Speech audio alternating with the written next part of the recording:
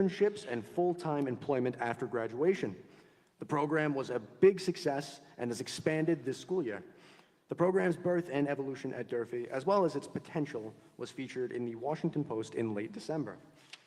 Finally, our winter social in the works. We're working on something here. We have the Advisory Council and Student Government. We are currently collaborating to plan a little student social prior to February break. We are looking forward to this joy, and I hope it'll bring some joy and just everything to our school in the middle of these cold months. And that is all I have. Thank you, Jack. Appreciate it. Next up then is citizens input, and first up is Keith Michonne, Tryon Avenue, East Providence. 3 minutes, please, Keith. Thank you. Thanks. Good evening. I'm Keith Michonne, President of the Fall River Educators Association, and I want to begin by welcoming both new and returning members of the school committee. I truly look forward to working with each of you. However, I must also express some serious concern about some of the behavior we have seen from some members of this committee. At a recent meeting, we watched a curriculum donation be tabled so that a committee member could publicly disparage an employee. You may try to defend this by saying it doesn't meet the technical definition of harassment or that adult-to-adult bullying is not addressed in our district policy. But let me be clear, the union will not stand by idly and watch our employees be targeted or humiliated in public. As fiduciaries, you should also understand that the financial risks of this behavior, inviting litigation and investigative costs, are far more than a gourmet sandwich for your meeting, or a Holiday Inn stay in a major city, or a steakhouse dinner for every employee traveling on business. What should have been discussed is the construction laborer curriculum, and I hope that's what you do tonight. The curriculum is not and has never been the source of inappropriate stickers that were reported last school year and continue to be oddly recycled in conversation. The public still knows almost nothing about this program, even after a curriculum subcommittee meeting. That is a failure of the committee and the direction that they took that conversation. More than 10 years ago, Mr. Medeiros began at Durfee as a woodworking teacher. As valuable as that work was, he had a bigger vision. Over time, he built a partnership with Lyona, which represents more than 500,000 workers across North America. Together, they created a construction craft laborers program, once the only program of its kind in Massachusetts, and now a model for districts across the country. The success of this program has recently been questioned. While I do not have formal data tonight, I can say with confidence that the program is in high demand and that students who complete the program are prepared to enter the construction field. They receive OSHA training, hands-on experience that blends theory and practice. They work with real tools, real projects, and even advanced simulation equipment that most schools could never safely or affordably provide. This is exactly the kind of opportunities communities hope to give their students. If Mr. Medeiros is mentioned tonight, it should be to celebrate his work. And if any committee member has concerns about him or any other employee, those concerns should be directed privately to the superintendent in accordance with the school committee policy and state and federal law. I hope this committee chooses to lead this district forward and not tear it down. Thank you. Thank you. Next up is Nathan Gonzalez, Martha Street. 3 minutes, please, Nathan. Thank you. Microphone, please. Dear members of the school committee, my name is Nathan and I am a senior at Durfee High School. I am here today to speak about the fact that our construction program has been without a licensed teacher for the past 7 weeks. All we have been told is that our teacher was placed on leave. What can I say for certain is that neither I or nor of my classmates have been interviewed or questioned about anything related to the situation. To my knowledge, the leave was occurred after an incident of our class, that our teacher addressed immediately, and the students involved were disciplined at that time. It is difficult for us to understand how 7 weeks can pass by without a single student being spoken to. From our perspective, this makes it feel as though our education is not a priority. During this time, we are missing critical instructional hours and certifications, including LIUNA training, Department of Labor hours, heavy equipment experience, and hot work certification. And that is only the beginning. These are opportunities that are directly impact futures after graduation. Many of us chose this program specifically to gain these skills and credentials. I truly hope that whoever is conducting this investigation is relying on accurate facts and firsthand information, not rumors or unverified stories about a teacher we respect and value. Right now, students in this Fall River school system, specifically those of us in this program that are not receiving the education we deserve. Thank you for your time and listening to our concerns. Next up, Caden Platt, Bardsley Street. 3 minutes, please, Caden. Hello, my name is Caden Platt. I am a senior in the Construction Craft Laborers Program. My friend, can you put the microphone right near your mouth?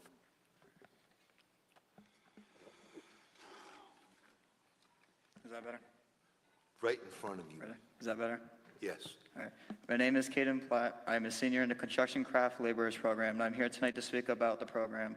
I feel like my education has been undermined for the past 7 weeks. We have not had a certified teacher, and now it is our senior year, and we are here still on pause because of allegations that our teacher, Carlton Medeiros, is facing. I look forward to my senior year at Durfee because I felt it would be my best year in my construction program. I didn't get the education I deserved in my junior year, but now my education is on pause once again for the 2nd year in a row, and I am stuck doing nothing in my construction class, which is supposed to be my most important year of my high school experience, and it shouldn't be wasted on allegations on my construction teacher, Mr. Medeiros. Mr. Medeiros has done so much for this program. He is someone that I look up to as someone to learn from and someone to be like one day. Not just only does he make the construction curriculum easy to understand and learn, he also makes it something to look forward to every day when I wake up. Through stories from our paraprofessional, who was also once a student in the program, we've learned how little the program used to have compared to what it is now. What our teacher has built is something to be proud of. He is truly a teacher who puts students first. He shows this to me every day.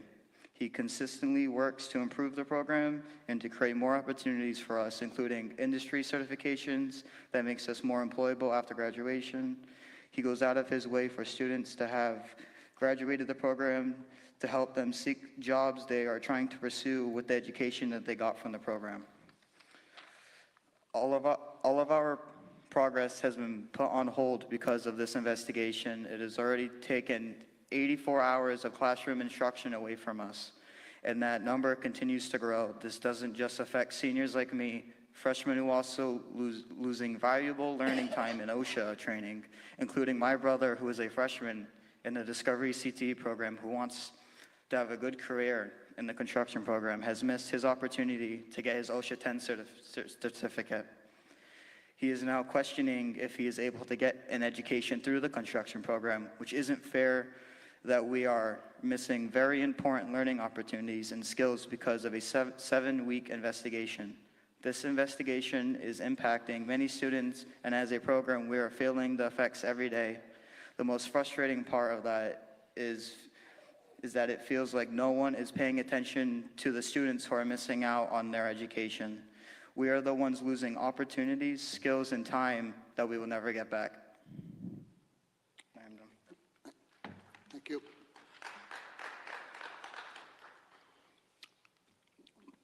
Next up, Joe Caparco, Providence, Rhode Island. 3 minutes, please, Joe. Thank you, Mr. Mayor. 3 minutes is, although I respect the rules, is not really enough time given the seriousness of the situation. As you just heard from these students, I have a few brief statements from students that are currently working that aren't able to be here. I'd like to read into the record if I could. But actually, I'll reserve that and I'll leave them with you. You can submit those, Joe. We'll take them. I'll submit them, absolutely. I'm the director of the apprenticeship program for the New England region for LIUNA, the Laborers International Union of North America. Currently, I have 11 full-time high school programs that I operate throughout the region. I have 3 more coming online in Massachusetts this coming year. The reason I bring that up is because we are not a desperate date, as maybe it used to be, to go and be a construction worker or the last path. We are an alternative, a viable alternative to the middle class.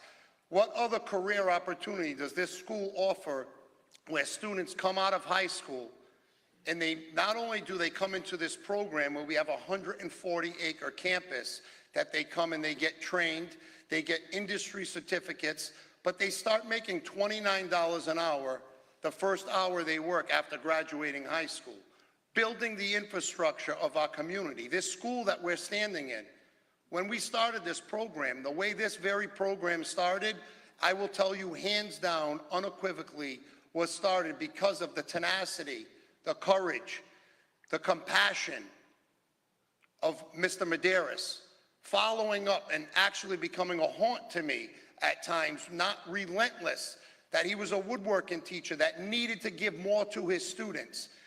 And I'm not saying it here now because of this frivolous, childless accusations that are happening or that disgusting display that I watched last month when I donated my curriculum to you and you wanted to talk about hard hat stickers instead of my curriculum. I'm saying this because I've been on record publicly talking about Mr. Medeiros in other settings about what he has done for the students of this school. If it wasn't for him, this program never would have been. Believe me, I signed the MOU. Mayor, you were part of this. So while I understand you have a process that you have to follow with these allegations, we need to also have a process we owe to these students that are missing. You have them for a few years. I have them for the next 30 to 35 years. And what they're missing this year, the amount of time that's being taken away from their education, it should be criminal, and it's a sin. This is very important what we're taking away from these kids in order to give them the opportunity to go earn. So I ask you and I implore you to put your feelings aside. Check your feelings and your ego at the door, and let's think of these children, because you're hurting the kids. Thank you. Thank you, Joe.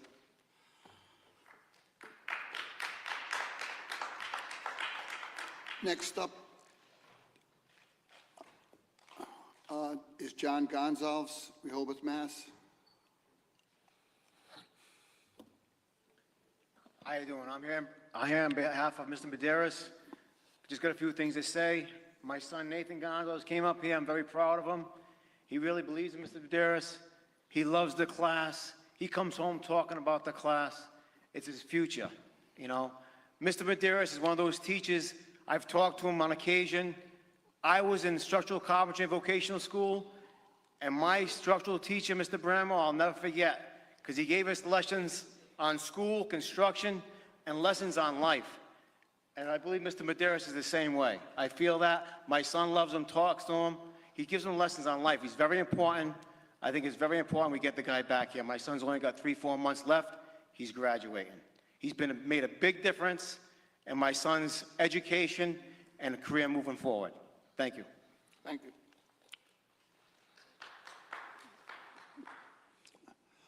Then we have 2 letters. First one, Dave Oliveira, 3 minutes, please.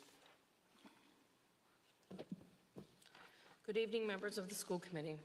First off, I want to congratulate the new members. You guys are up for a big challenge in the school district. Voters ask for change, and voters are tired of asking. We are demanding change. First, I hope this body elects Kevin as the vice chair, since the last vice chair was a joke. Second, I would like to see a change of new leadership in the school district and remove this superintendent. She has let this school district fail, and the kids of this school district deserve better. Third, I am asking the new members to stay away from bowing down to the mayor as much as we still have one that will. Fourth, I will like this committee to strengthen citizen input time for no more than 10 minutes, because as much as the mayor hates to admit it, he works for the people. We don't work for him. And this body needs to hear more from parents which their children go to these schools. So I hope you guys take this job serious and get this superintendent to finally do her job. Thank you, Dave Olivera. Thank you. Next is 3 minutes. Deb Taylor Perry, please. Good evening. My name is Taylor Perry. First, I would like to congratulate the newly elected and re-elected members of the school committee.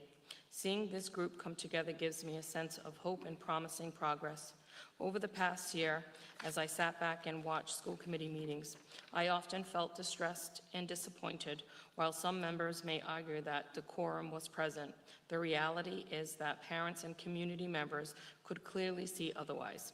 Personal agendas, lack of respect, and hostility toward one another made it difficult to believe that decisions were always being made with children at the center.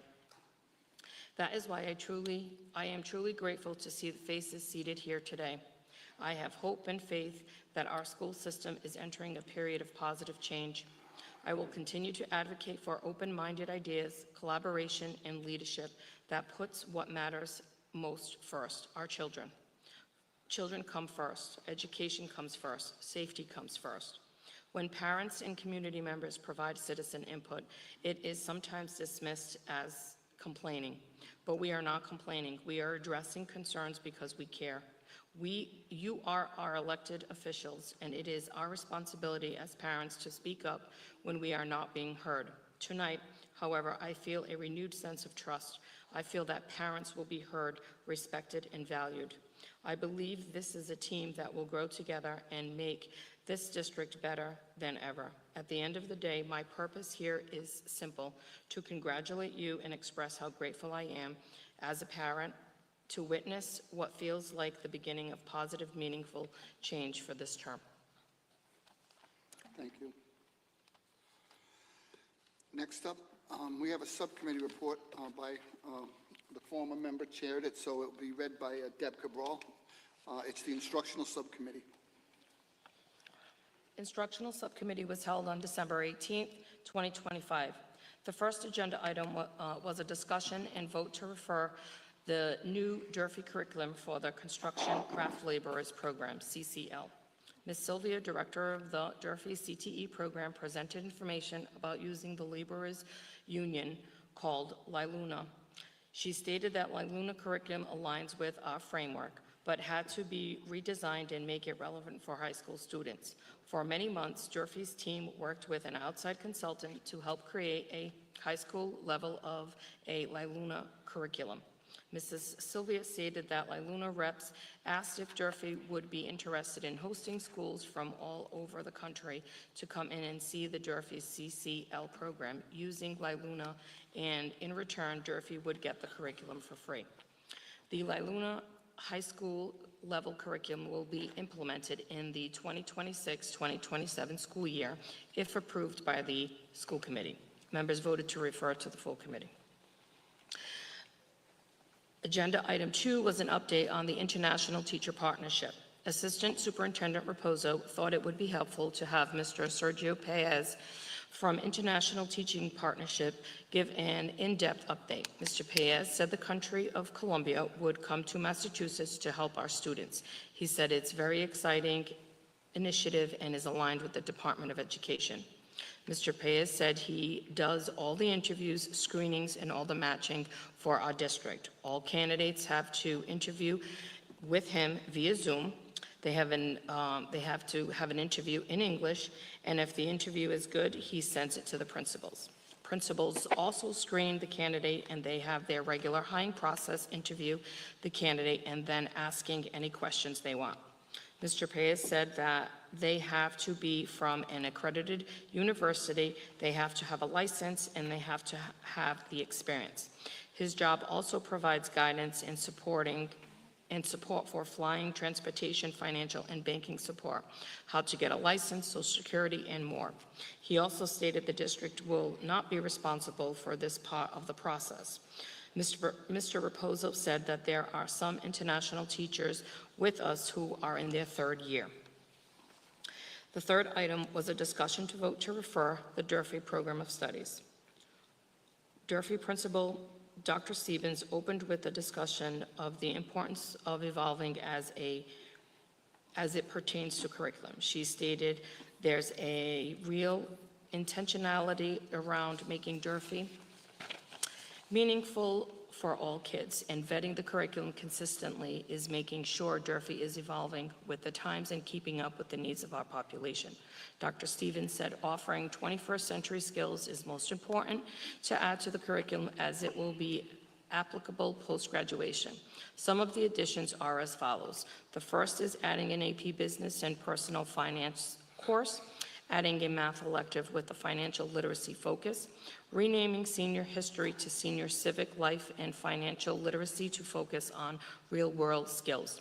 Finally, adding a course designed for juniors and seniors who are not as connected as they should be. This course would be to get them in an environment where they can learn about themselves, their stories, figuring out kind of what their influences, who they are, who they become, and then connecting that to the interest of things that they could spark their interest, hearts, minds, and relating that to making a future plan.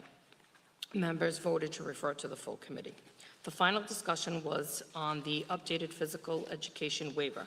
Mr. Fitzgerald, the physical education health director, presented. He stated the current physical ed waiver was implemented by a previous director in August of 2020.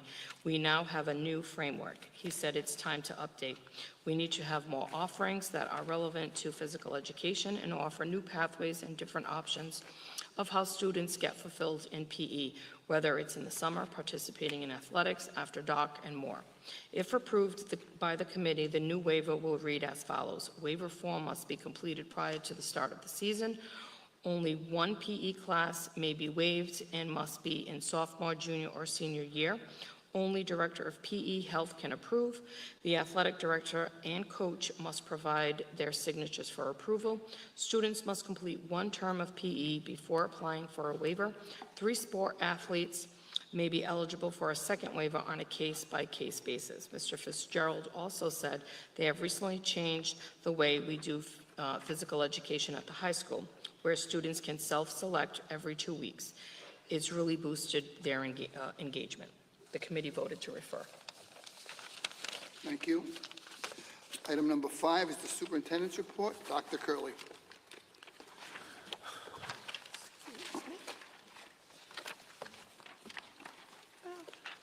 I lost my notes. Well, I have 2 updates. One of them is around our strategic plan and the fact that back, at the November meeting, we were approved to go to RFQ, put out an RFQ, and that went out in December. Those bids are due by the 15th, which is at the end of this week, and then will be opened, and the RFQ itself said those, we'd look to contract 30 days after opening. So we expect that by mid-February, we will be looking at finalizing a contract with one of those bidders. The other update that I have is around hiring, and we've had 12 new hires since the last meeting, including 6 paraprofessionals and 2 teachers. We've also had 1 rehire, 18 resignations, 2 terminations, and 6 transfers. And that's all for the update. Thank you. Yeah. Mr. Aguirre. Related to the strategic plan update, so I know we went out for an RFQ. I would think that this is actually something that the school committee should be involved in a little bit more, and as it goes through the process. Sure. So I think I'd like to make a recommendation that we have 2 members of this committee serve on the review committee, so they can take a peek at the submissions and represent the school committee as 2 members.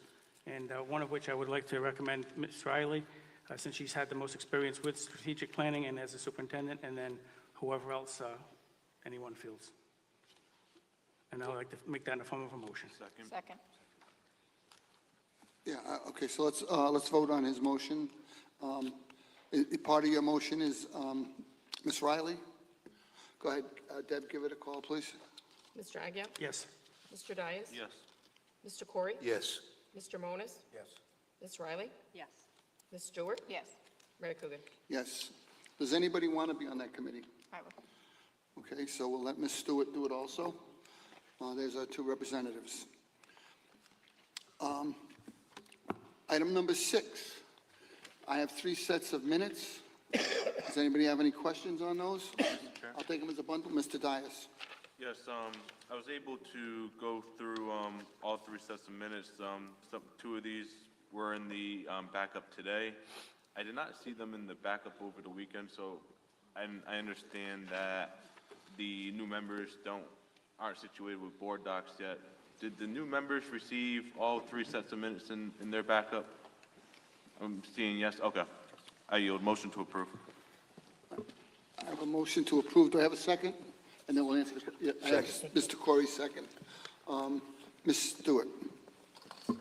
But we weren't here for them, so I don't think we can approve something we weren't here for. I'm sorry, you're talking to the mic, but, We got them, but I don't think we can approve something we weren't here for. okay.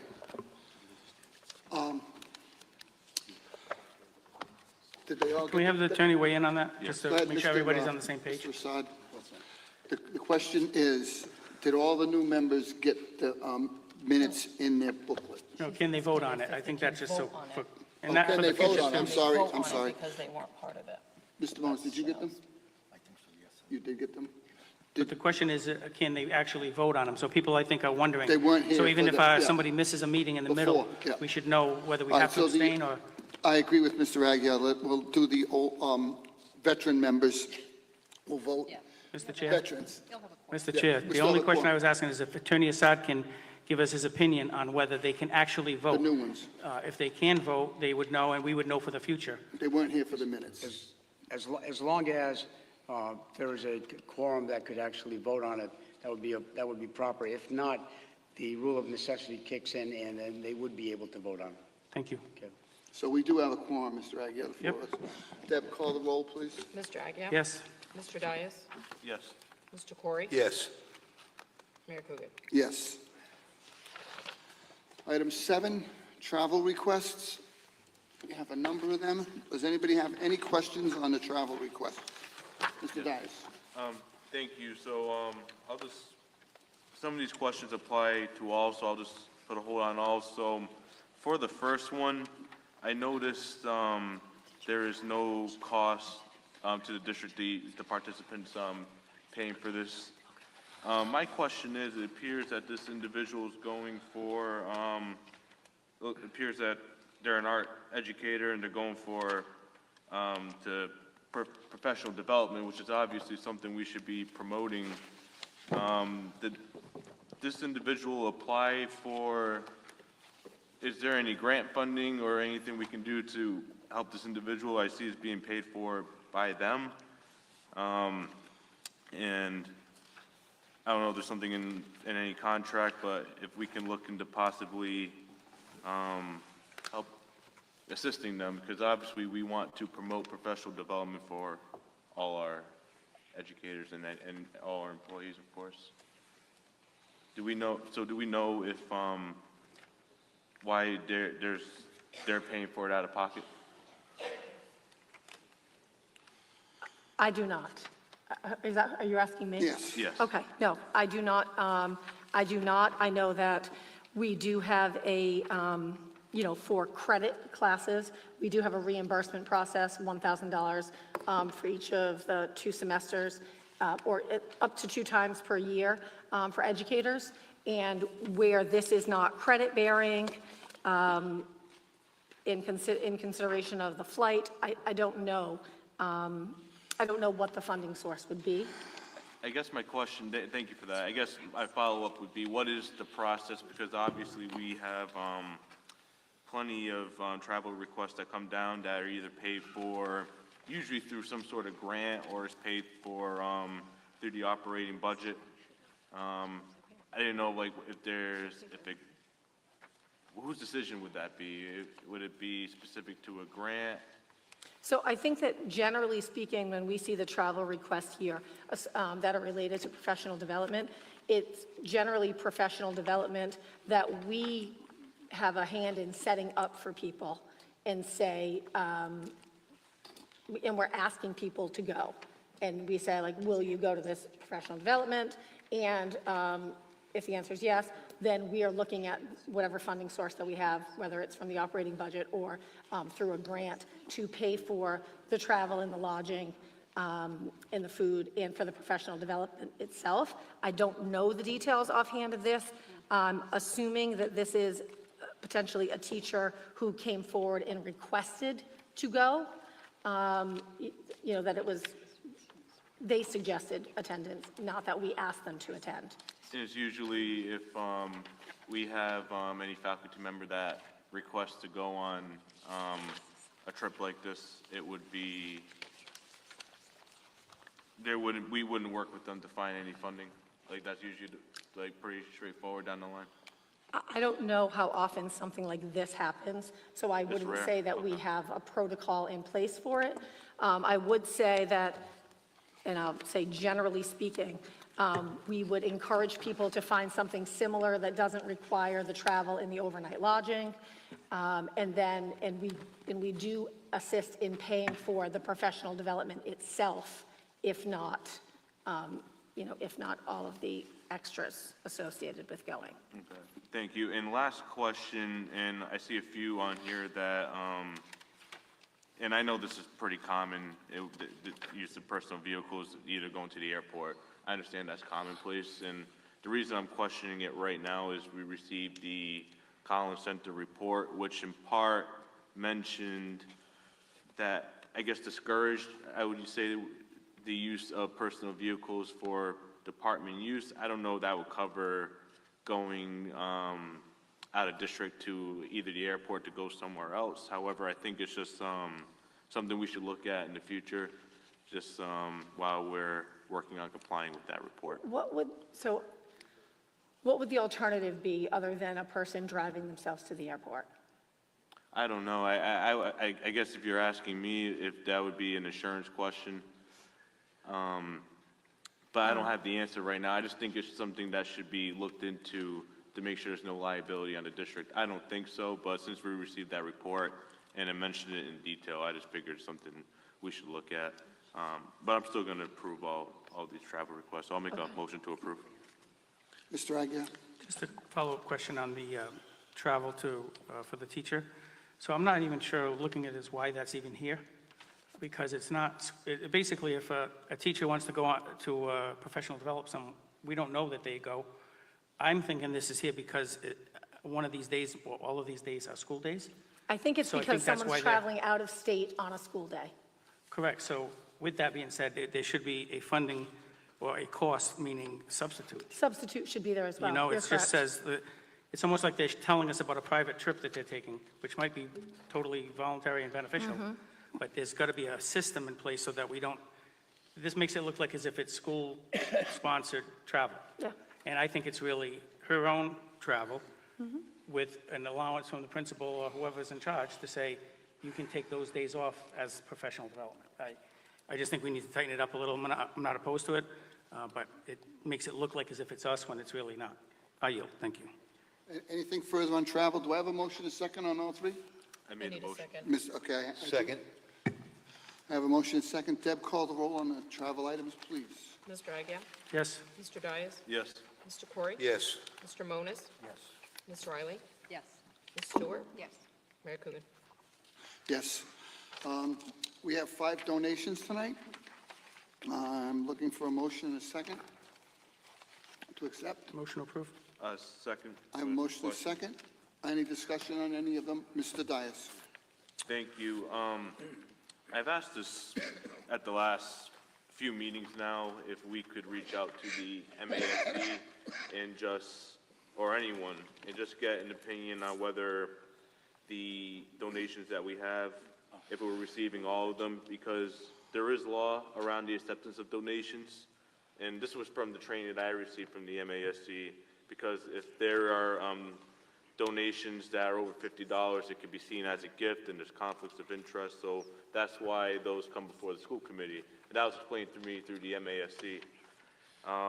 It's my opinion that we don't receive, I'm happy that we receive the donations that we do receive. I know in the past, about a meeting or two ago, we've had a conversation that we should just change it to acknowledge, we're just acknowledging the donations ceremoniously. which I don't believe the school committee should be doing by law. We should be accepting the donations and making sure every single school and every single department that accepts a donation is reporting those to the school committee. One specific question on the last one for Cuss Middle School. Let me just pull up the backup for it.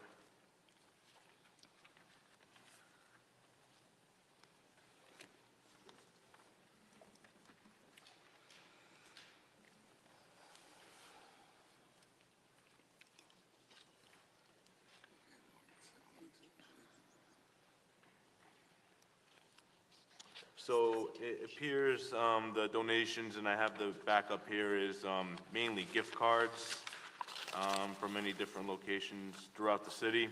Some of them are being used for family events, some of them are being used for student behavior, attendance, grades, incentives. So my first question is, if we can find this out, is if we're going to be working with the PTO at Cuss, if they have an operational PTO. How's the distribution work, and how's the asset management work when we take in these gift cards from all these different places, these different stores? How do we, where are we keeping them? Not specific, I don't have a specific issue with Cuss, but we've received complaints recently around asset management with different PTOs. So I think it's a valid question to ask. What does that look like? Are we keeping a log? Where would we keep these gift cards or whatever gifts we receive when we receive them? Is that something? I'd have to inquire. I don't know where they're kept at Cuss. Okay. This is Cuss, this isn't PTO, is it? This is the school. Yes. It's not the PTO. It's Melissa Roulette, Correct. the principal. When the PTO accepts donations, they don't come before this committee because Okay. they're not a body of the school district. They don't work for us. They But partner they with us. could be but they could be funded by there could be public funding in their bank accounts at all, ever? No, they keep a separate bank account. We don't oversee the funds for PTO. Okay. We don't oversee it, we don't provide any funding for them? No. Okay. That's good, but again, if they're planning a lot of family events, so if there is some sort of involvement with the PTO on planning those events, I could see a PTO using those gift cards to plan it. I think that's something that could happen. So I think it's still a valid question. My second concern is, I guess it's more philosophical. It appears that we're using gift cards, mainly food, like McDonald's, Chili's, Chick-fil-A, as an incentive. And I personally am of the opinion that food shouldn't be used as an incentive, my opinion. And secondly, it appears that we're accepting coffee, and I did take a quick look at the department, the state guidelines around giving out coffee, and I know it's not allowed. I don't know if there's probably an explanation for this, but I figured something we could look into. Giving out coffee to whom? Children? So I think that probably falls under the family events, so that if they're having a parent coffee, I know that I was at Cuss for an award ceremony, and there were snacks available, and I believe coffee was one of the things available to Okay. parents. The reason I asked it because there are some that are listed as family events. The one specifically for Starbucks and the coffee is listed as student behavior, attendance, and grades incentives. Okay, I mean, Starbucks does sell things other than coffee.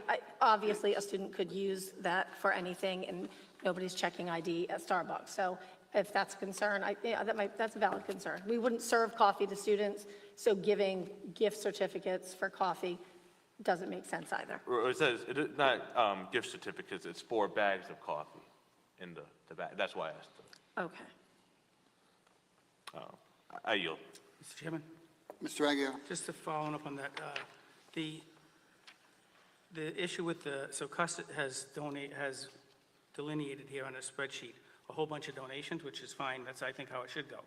but I've said this for months on end, that there's absolutely no way, knowing the good work that all of our people are doing, our principals are doing, our teachers are doing, that these are the only donations that are like this. It seems like we have, the Green School's always telling us they got donations, and if you didn't know any better, you'd say all the donations have to come to us, you'd think only the Green and Cuss are doing it. Now, I know better than that. We have people all over the district that are getting things, which is good for kids. But we need to let the principals and administrators know, if we're going to do it for one school, and that's the policy, everyone should be doing it and keeping track of it. So that's how we can know what it is, and it's not, oh, I got $100 in gift cards, and what happened to them, and then nobody knows what's happening. So I would just ask that I think we look at it. And the PTO piece that my colleague was asking, totally separate issue for the PTOs. They do their own thing, and I think they should all be a 501c3. And I think we should look into the district, which is also something I've been talking about for at least 10 years, that we as a district should have our own 501c3, back to the days when Nick Fisher was actually the superintendent here, that we should look into it so that we don't have to do this juggling of trying to figure out who's going to accept a donation at Christmas time or wherever, so we're finagling the rules around a nonprofit. So I think that's something I'll put on the radar. Thank you, I yield. Motion to Do approve. I have a motion and a second on accepting the donations? You do. I do. Deb, call the roll, please. Mr. Agia? Yes. Mr. Dias? Yes. Mr. Corey? Yep. Mr. Monas? Yes. Ms. Riley? Yes. Ms. Stewart? Yes. Mayor Coogan? Yep. I can read them now. Oh, I'm sorry. Dr. Curley will now read the donations. On behalf of Chief Information Officer Scott Cabral, acknowledgement of a donation of $20,000 from Meditech. The donation will be used to enhance technology use by purchasing tech-related products and equipment to utilize in the pre-K through grade 1 classrooms. On behalf of Athletic Director Brad Buston, acknowledgement of a donation of $923.23, a donation from the Durfee Hilltopper Athletic Foundation. This donation will be used for purchasing a VASA Training Pro swim machine. Cool. On behalf of Green Elementary School Principal Liz Dunn, acknowledgement of a 7.5-foot lighted Christmas tree valued at $300, a donation from Home Depot Somerset. The donation was used for Green's Winterfest event, and the tree was raffled off to one of the families from Green for the holidays. On behalf of CTE Director Cynthia Sylvia, acknowledgement of a donation from the Laborers International Union of North America. The donation will be used to support a construction craft laborer program with the laborers' new high school curriculum. And on behalf of Cuss Middle School Principal Melissa Ruette, acknowledgement of various donations valued at $1,305 from a list of vendors that was supplied to school committee. The donations will be used for family events, student behavior incentives, attendance, and grades. Thank you. 9.1 is the approval of grants. We have 4 grants that need approval. Does anybody have a hold on any of those grants? Bristol County. Bristol County. Mr. Aguirre holds the second one. Bristol County. Any of the others? Ms. The Riley? Deeper Learning Implementation Network grant, please. Deeper learning, the first one. So the first 2 are held. Anybody? Motion to approve the others? Second. I have a motion, a second on the other 2. Deb, call the roll, please. Mr. Agia? Yes. Mr. Dias? Yes. Mr. Corey? Yep. Mr. Monas? Yes. Ms. Riley? Yes. Ms. Stewart? Yes. Mayor Coogan? Yes. So we'll take them in order, and we'll go Ms. Riley first on Deeper Learning Implementation Grant. Mr. Reposa. Hello there. So I actually have Principal Whitty and Simpson here because this grant is specifically supporting Viveris and Laterno. So they could give a little bit of additional background, but I can share that this came through an opportunity at the Department of Education, and so far, in the beginning, they came and did a site visit, a walk, and these 2 principals expressed interest in being a part of this community, learning community. And so this grant opportunity came about as a result of folks who are involved in that learning opportunity. Not everyone necessarily in the Deeper Learning Network had the opportunity to apply or maybe was awarded the grant, but I know that these 2 schools were, so they could talk a little bit more about specifically what they're doing at those sites. Hi, good evening. Good evening. Is there any specific questions, or would you like just the background of the? So I did read the grant. I think it's great. I'm excited that you received it. It's just, most of the money is going to stipends, but there's nothing on here about hours. After school, there's a hybrid portion. Is that a course will teachers get credit? So there's just no detail around what the stipend is for. So I was just curious how we were using that to improve professional learning. So, sorry. Yeah, I think, part of it is we know that we want to create a model in which we can get teachers to attend.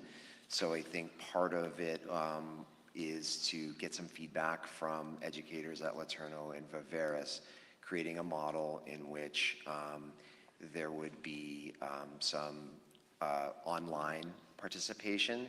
So, a proposed model would be maybe, some of the time could be after school in person, and then maybe another space that could possibly be on a weekend or another time in which people would log in. There would be a book study that would be connected to it, and then we would be applying the learning through upcoming units. So I think part of the intention of leaving it a little bit open was we just want to create a learning opportunity that we can get teachers to buy in, and I think we want to have a process of getting some feedback of what that specifically would look like to just get the most amount of educators that would participate. So right now, it's on a volunteer basis? Yes? Yeah. In the hopes that it grows and, okay, thank you. That's all I want. Any further questions on deeper learning? Can I get a motion a second? So moved? Second. Deb, call the roll, please, on deeper learning. Mr. Agia? Yes. Mr. Dias? Yes. Mr. Corey? Yep. Mr. Monas? Yes. Ms. Riley? Yes. Ms. Stewart? Yes. Mayor Coogan? Yes. Bristol County Savings, Mr. Aguirre. Don't really have a question, just have a sort of comment. So I'm reading through the chart of what it is going to be used for. It's incentive program for students, attendance and the like, bikes, helmets, school swag, spirit gear, attendance, t-shirts, gift cards for personal incentives, enrichment, ice cream, pizza parties, Edia Technologies, miscellaneous. I'm all for that. I think that's fine. I don't think there's anything wrong with it. The problem I have is that this district continues to be inconsistent, because I was just at a meeting last month where a teacher wanted to purchase something for a student, and it was called bribery, and it created this whole big mess of a situation. And at the time, I said to myself, I think this is happening all over the district. And then lo and behold, without even knowing this is coming, now we get before us incentives here. But these aren't bribes. But the one that particular teacher did was a bribe. I have a problem with the inconsistency. I wish people would pay attention and be consistent in administration, because right now, they're not being consistent. With that, I'm going to approve this because I agree with this philosophy, but I'm also of the same, if somebody does this, they're not bribing a student. I yield. Can I get a motion a second? Oh, I'm sorry. We'll do the motion a second, and then Mr. Dias. Motion to approve. Second. Okay, Mr. Dias. No, I just very quickly, I second my colleagues' remarks, and just to give my guidance or my opinion on where we should go, I know, not to go into detail, but there were policies on the book that were used for the bribery claim that didn't even make any sense. So it just really, we need to emphasize this year that our policies that up and down the board need to be revamped fully, and I'm hopeful and confident that's going to happen very soon. I yield. Thank you. Anything further? Deb, call the roll, please, on Bristol County. Mr. Agia? Yes. Mr. Dias? Yes. Mr. Corey? Yeah. Mr. Monas? Yes. Ms. Riley? Yes. Ms. Stewart? Yes. Mayor Coogan? Yes. Item number 10 is the approval of contracts. We usually take these in bundles. Like to hold all contracts. You like to hold all contracts? Yes. Okay, so we'll start on the first one. Mr. Dias, Special Education Transportation 3DR. Thank you.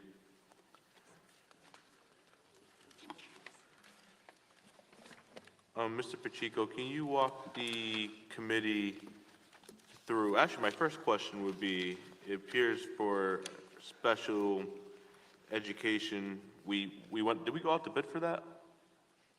For the special? No, we did not. These are daily rates.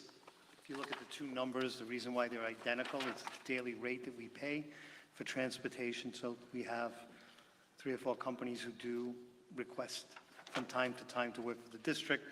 The bus companies that we've gone out to bid with do not have the assets available to use under their contracts. So we call other companies to get these one-off transportation pieces filled. Maybe I'm just having a tough time, because I know you said, we do, and my understanding is we don't go out to bid for any special education, it's exempt. However, we have, an award letter. There wasn't a bid. So the award is basically, they were the only company. We were requested to do award letters on some of these one-offs, whether it be transportation or other things that are over a certain... They were the only company that placed that. Yes. And for special education, I have, that's SB Transportation? The SB Transportation. Was the only company that placed, There were other companies who were higher. right. Yes, there were other companies who were higher, but SB was the low bidder. I'm trying to let you know that the dollar amounts, it's not a coincidence that they're the same. It's a daily rate that the district pays. Right, we picked the lowest person. Right. But these two companies are two different companies, and their rates are identical. It's the daily rate that we are willing to pay for this transportation. Yes, and we put out that quote in August, and the bid closed in August. Yes. And we started transportation, when did that contract start? Early in the school year. Some of these one-offs are based on not necessarily right out of the gate. Something comes up and a student needs transportation. District providers can't provide it, so we always have some other vehicles that end up needed to fulfill the obligations. So, I guess I'm a little confused. Why is the contract before the school committee today, if we started this in August? It was missed. I missed it in the processing. The award letter should have went out earlier, when the work started, yes, if that's what you're asking. For both contracts? Yes, yes. Superintendent, what are we doing from an accountability standpoint to make sure, because I think there's a little bit of a habit now of contracts coming before the school committee that have already started, the work's already started, and we're approving the process after. Obviously, we have policies and procedures in place that call for that call for contracts to come before the school committee before the work has been done. However, in my opinion, it's been an issue. So I don't know if you could speak to how we're addressing that issue. I will not speak to that. How I'm holding people accountable, I will not. How are we holding the process in place? How are we making sure this doesn't happen again? Because it seems to happen a lot. Okay. Do you have an answer to the question? Of how we're going to make sure it doesn't happen again? Yes. Yeah, I've reviewed the concern with Mr. Pacheco, and that's it. It won't Just happen nothing? again. I'm sorry? So we're just not going to do anything about it? What would you like me to do about it? Well, I'd like you to make sure, this isn't the first time this has happened, Superintendent. But you understand that this came up in the fall with another contract? True. But this had already happened. So it's not as if we corrected a problem and that I said we corrected the problem and then it happened again. This is something that happened prior to that discussion. Nothing new has transpired since we had that discussion in the fall. So there isn't another step to take except to say, I'm glad that you caught this following what happened in the fall. That's where we are. I'll bring this up during finance. I think we need to either have the conversation of whenever there's a contract, if we even have to review our contracts to make sure there's no more one-offs such as this, or maybe the school committee needs to be notified if there's a contract that's ongoing that hasn't been approved by the school committee. However, it's really important, and it's my job as one member of the committee to make sure the policies are being followed. And it just seems to be an ongoing trend, and I'm just aware of it. I yield. Mr. Aguirre? Just a question, quick one. These two contracts, Mr. Chico, are they new, or these were just from the beginning? Is this just cleaning up the paperwork, or did we This is actually cleaning have up to the add routes? paperwork. This is cleaning up the paperwork, yes. So we don't have any new routes, because We that don't. would, No. that would be that we're 100,000. They may not have started, Behind. they didn't start, it's two different companies, they didn't start right from the gate. But it's That not much I can tell you. $100,000 in new expenses. No. Is, to my colleague to my left's statements, I think we'd all agree that we need to have systems in place to make sure that this doesn't happen again, sign-offs and the like. I think that's what we need to start getting back to, just the systems. So I think there's no harm, no foul here. The way that the contracts are the same, it's based on the same rate. But moving forward, I think we just, across the board, have to have better systems, and I don't think anybody would disagree. With that, I yield. Okay, so I'm assuming the first two are 3DR and SB we just talked about. Does anybody have any further questions on either of those two contracts? Motion approved. Second. Okay, motion approved and a second on the first two. Further discussion? Deb, call the roll, please. Mr. Agia? Yes. Mr. Dias? Yes. Mr. Corey? Yes. Mr. Monas? Yes. Ms. Riley? Yes. Ms. Stewart? Yes. Mayor Coogan? Yes. The next hold, Mr. Dias, was Global Education Solutions. I want to hold that one, too. That was you?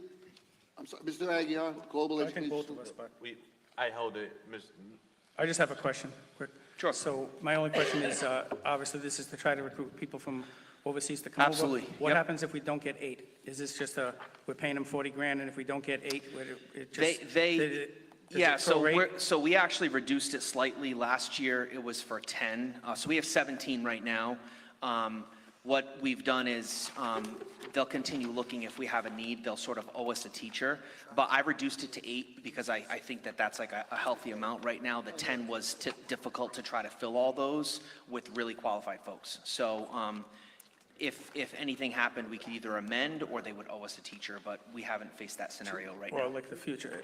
The The bottom line future- is, we're not paying, and then they give us no teachers, and they still No, get 40 grand. absolutely not. No, All right. they've been an exceptional partner to work with and did a comprehensive, presentation at subcommittee. Right now, we have 17. Many of the folks are staying beyond their initial 3 years. And we actually just placed our first person in math. And so initially, we were getting folks in like ESL and dual language. But these are really, the main difference here is these are qualified teachers, right? That's why I'm really excited about the partnership. These are folks that actually have teaching experience. They're educators in their native country, and so they're coming here with experience. And so we just placed, as I said, a middle school math teacher, which is great. So we're actually going to broaden the search now to math and science and some of those other high needs areas for next school year. When you say 17, wasn't in 1 year, that was... No, that was over the So course you're of talking several. 8 for Exactly. 1 year? Exactly. And we're Yes. just not gonna- Yes, over the course of a Makes few sense. years. Thank you. I Yep. yield. Thank you. Mr. Chairman. Mr. Corey, then Mr. Dias. So, Superintendent Raposo, so what's their term of service? About how long? till I their believe last- it's 3 years. Initially, they come under a cultural exchange program, and then it's 3 years with the option to extend. And then, so some folks are already at the place where they've been looking to extend beyond the 3 years. But the initial term of service, I believe, is 3 years. I was going to ask you, what's their feedback sound like to you? It's been great so far. We've had, they actually, part of what Dr. Paez provides is he does a monthly in-person PLC, like a support meeting, because these folks obviously are facing different challenges. They're relocating their families, from another country. And so he actually offers these monthly sessions where he'll go over, some of our procedures and protocols in Fall River that might be different, even like evaluation, there's just things that might be, really different for folks. And so that ongoing support's been great. I had the opportunity to attend last month and just meet some of the teachers and have conversations, and I visited many of their classrooms. And so, the feedback's obviously been positive. It's a huge shift, right? Folks are literally coming here to hopefully learn something, and the goal is oftentimes these folks are so interested in education that they want to take things back, after their 3 years of service or 4 years of service and return to the field, in Columbia again, right?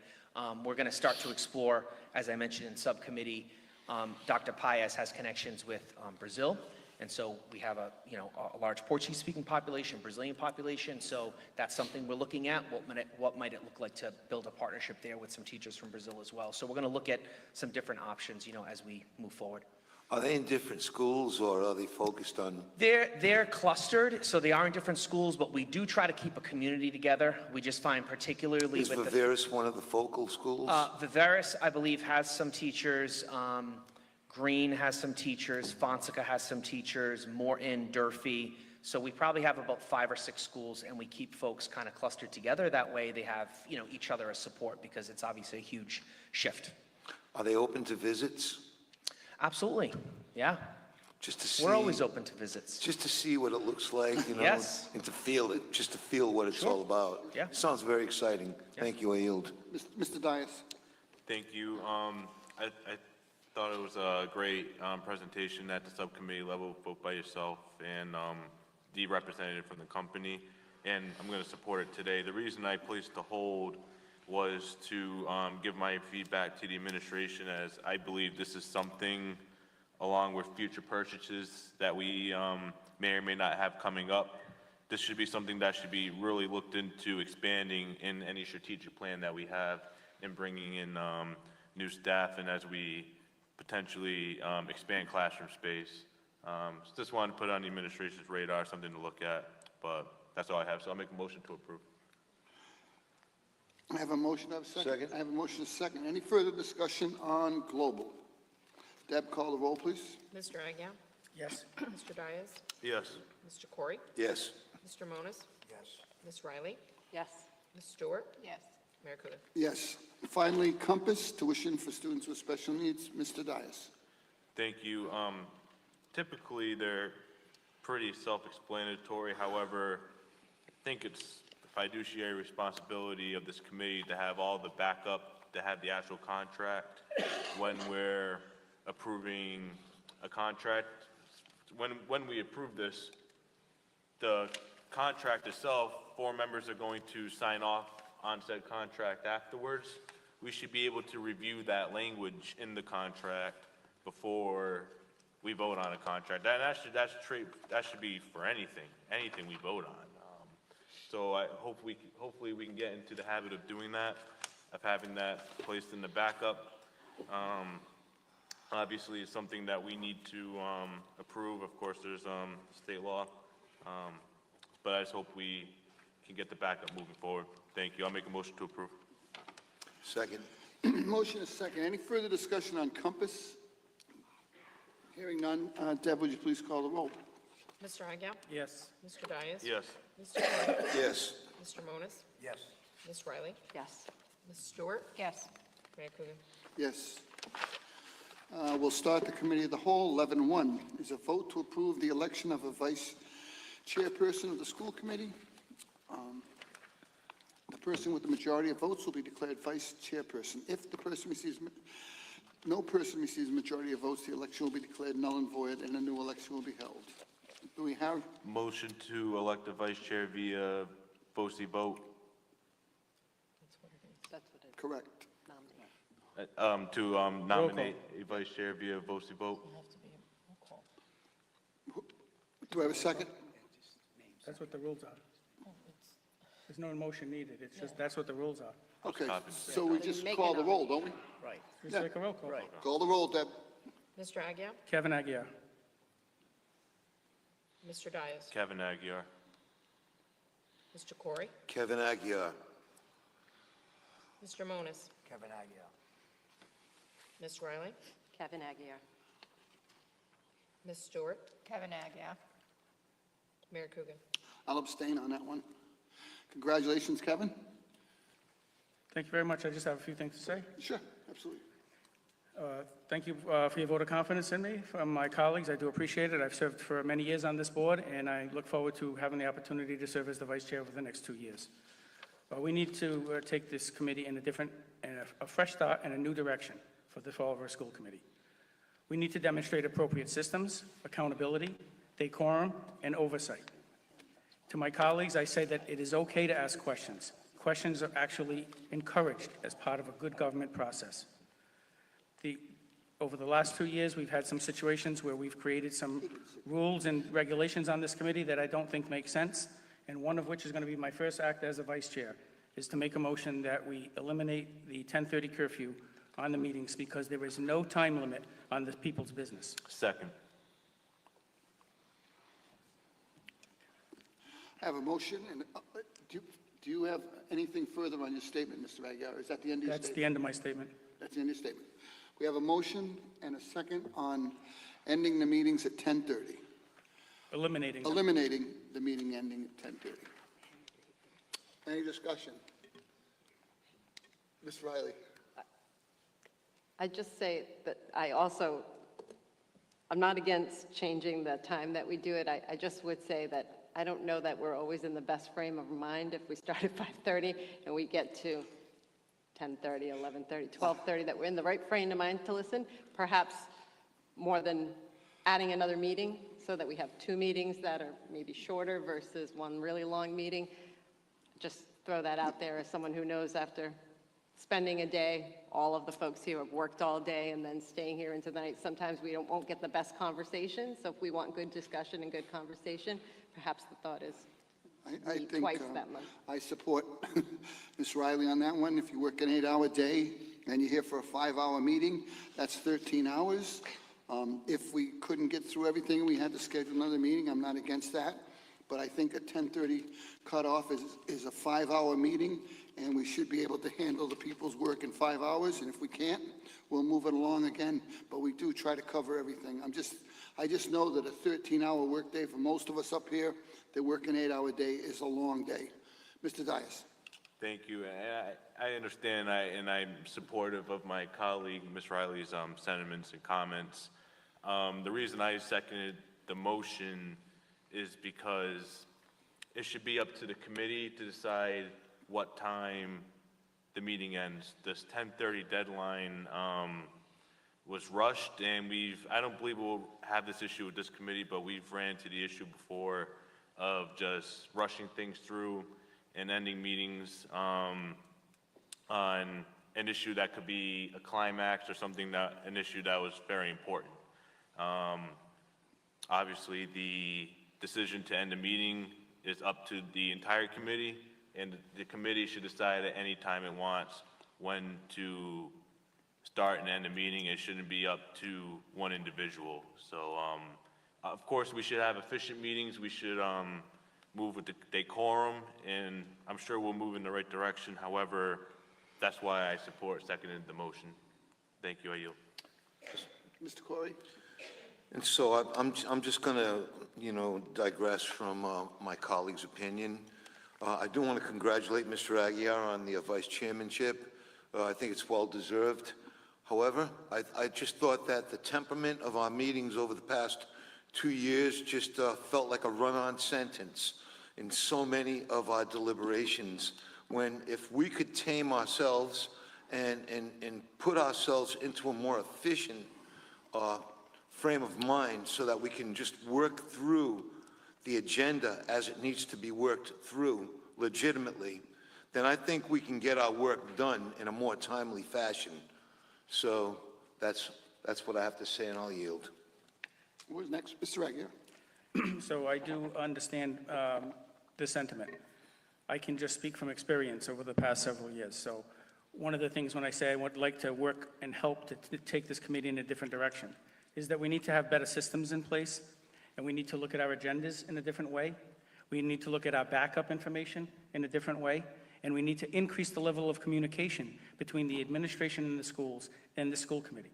That includes the chair and the vice chair. If those things are done properly, we're not going to be here for 4 hours having a meeting. But if we've asked questions of the administration, any member, it's their right and their duty to ask questions of the administration.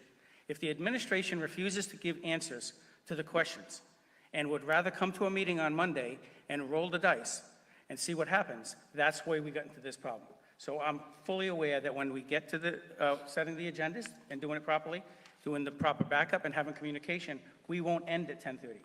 What we do currently have is at 10:30, everybody's wondering.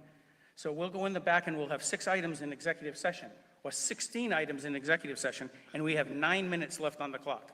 So all the workers, the teachers, the unions, and everybody needs us to negotiate, and we look at our clock and say, we got 9 minutes to do 17 items. That is not, it's not a good situation. That's not a good system. So I encourage us to get rid of this time If the meetings are going on too long, as a committee, we can choose to pause the meeting, we can choose to make another meeting. But ultimately, I don't think that we need to have an arbitrary 10:30 deadline, so that everyone's sitting there saying, oh, we only got 3 minutes, so I can't ask that pertinent question, or just let it go because we got a 10:30 curfew. That's not what the people want, and that's not what I want as vice chair. I yield. Mr. Corey? No, I think you make sense on that, Mr. Aguiar. Certainly, if there are very important items that need our discussion and our weigh-in, certainly, perhaps we could work to amend those meetings as they stand and to get that important business conducted. However, I just think that as a model, we should think about really being efficient and maybe setting 10:30 as an arbitrary end time. And if we need to go over, like sometimes we do in citizens' input, we could call for it on that specific date. I don't know if that makes any sense to you, sir. Okay. My opinion would be to get rid of it and do the opposite. When we need to end it, we can end it if it's going on and on. But trust me, I would say, I said it last night at an event, we need to expect more. I think everyone out there in the public and here should expect more out of us, they expect more out of me, expect more out of the committee. We need to run these meetings efficiently, get to the people's business, including executive session. And when it's over, it's over. If we need to have multiple meetings, so be it. We got elected to do the job, and it shouldn't matter on the time, is my point. So I say let's go with it, and if we have to go backwards and say, okay, we're going to cancel the rest of the meeting to go into executive session, so be it. But I got to stress, the agenda setting is an important piece. One of the important pieces of vice chair is to work with the mayor and the superintendent on the agenda setting. And I intend to take that very seriously, so that we're no longer going to have agenda items that either we don't have all the backup, we haven't been given all of the information. So when it comes out, we can actually do something very smooth. I ask you to trust us. Thank you. Well, since you're going to do that, Kevin, then we won't even need a deadline of 10:30. We'll be out of here at 9:30, and God Listen, will like us. But I I think, say I expect more out of all of us. right, but I believe if you were being 100% honest, at 10:30, 11 o'clock, after most of us start work at 8 o'clock on those days, it is one long grind, and doing the people's work is important, but doing the people's work correctly is also important. And I think sometimes if that was the case, and now that you're going to be at the agenda setting, and you see an agenda that's bombed out, let's schedule the next week a meeting. I mean, we've done that before. We've I done agree 2 hours. wholeheartedly, Mayor. Like we had one meeting last, I think it was in December or in Yeah, whatever. boom, boom, boom. We had 17 items on the executive session item, Yeah. 17. So if we just look at the agenda setting, we had 13 items on the regular get and smoked, 17 on the thing. Who are we kidding? So at that point, instead of doing it, we would say, no executive session on this meeting, Yeah. but we're going to schedule an executive session only item 2 weeks from now. So Okay. I want to work with you, I want to work with the committee, and I think we can do it efficiently. I'm just going to stay with the 10:30 for now, because I'm the oldest one up here, and I want to try to stay alert. So give it a roll call vote, Deb. Oh, I'm sorry, Ms. Stewart. I don't mind the 10:30. I prefer the 10:30. But if we're going to switch to 10:30, I just think that if we get to, say, 11 o'clock and we know we have like 2 hours worth of a meeting, at that point say, how about we come back in a week, 2 weeks to finish this off? We can't just say we're done and then redo it in a month from now. I just don't think that that's fair for the rest of the stuff that's on the agenda. Okay. Deb, call the roll, please, on changing to no 10:30 end time. Mr. Agia? Yes. Mr. Dias? Yes. Mr. Corey? No. Mr. Monas? Yes. Ms. Riley? Yes. Ms. Stewart? Yes. Mayor Coogan? No. Next item up on the agenda, Mr. Chair, Mr. Dias. I'd like to make a motion that we move subcommittee reports up to now on the agenda. I'm sorry, subcommittee Assignments. assignments, Second. Why, how far down is it? It's information. one of the last items. It's right before, executive. It's Second in to the last information item. section after the Oh, that's fine with me. discussion items. Did we hand them out to everybody, Deb? Okay.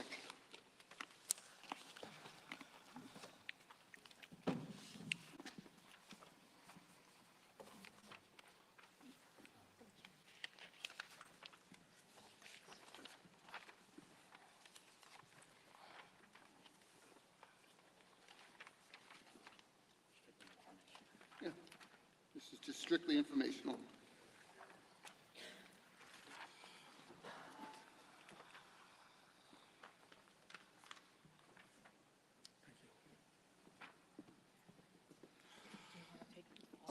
I put people where I thought they could most help the city. I did combine grievances and recognition because Kevin has done recognition and he was on grievances, and that's not a very as busy of a committee as some of the others, so we put those two as the exact same, and the rest we moved some people around, and we put people where where I thought they could be a strength to the Fall River School Committee. Can we read for the record? I'm sorry, Can we Kevin. can we have somebody read them in for the record for the public? He wants you just to read them in. Subcommittee assignments. Evaluation Subcommittee. Anna C. Riley is the chair. Tom Corey, Kevin Aguirre. Facilities and Operations. Kevin Aguirre, chair. Colin Dias, Emmanuel Moniz. Finance Committee of a Whole. Grievance Subcommittee. Kevin Aguirre, chair. Emmanuel Moniz. Anna C. Riley. Parent and Community Outreach. Tom Corey, chair. Emmanuel Moniz. Chanel Joy Stewart. Instructional. Anna C. Riley, chair. Tom Corey. Chanel Joy Stewart. Special Education, Alternative Education, and Early Childhood. Chanel Joy Stewart, chair. Colin Dias. Tom Corey. Policy. Colin Dias, chair. Anna C. Riley. Chanel Joy Stewart. Technology. Emmanuel Moniz, chair. Kevin Aguirre. Colin Dias. Recognition. Kevin Aguirre, chair. Emmanuel Moniz. Anna C. Riley. Thank you. 11.2 is an update on the revised CTE policy for years 26-27 as presented by Dr. Tracy Curley, Superintendent Chairman? of Schools. Mr. Aguirre. Can I just ask a clarifying? I think we went over this last time, and this was tabled at the end, but does this just reflect the changing the words that we talked about last time, or is there new stuff, new changes? No, so it is, so I just wanted to give an update coming out of that last, because I know there was a lot of discussion Yeah, there. I just was seeing if that's a quick Yeah, summary. so I think in the backup, there are two versions of the policy. One of them is the originally recommended policy, and then there's the policy that was approved. So because we had to submit a policy by the end of December, I did submit the policy that was approved. That was a policy that had a lottery system that included 2 lotteries. One, it was to represent the student population at Durfee so that the percentage of seats in the CTE lottery that were designated for students with disabilities would match that of the demographics of Durfee High School. So I did submit that policy. There was an attestation that I had to sign off on saying that, to my knowledge, it was lawful. I didn't sign the attestation because that was still in question. Since then, I did receive some information. I met with folks from the state because I hadn't signed, and they said, why haven't you signed? And they recommended that we get some legal advice on it. I did receive that from the office of McAvoy, Joyce, and Kowalski. And basically, it says it's our legal opinion that the policy's use of a separate lottery pool for students with disabilities would be non-compliance with both state and federal law. And it goes on. But that's the gist of it. And so we would be making just the recommendation that the committee revisit the originally recommended policy that included an unweighted lottery system.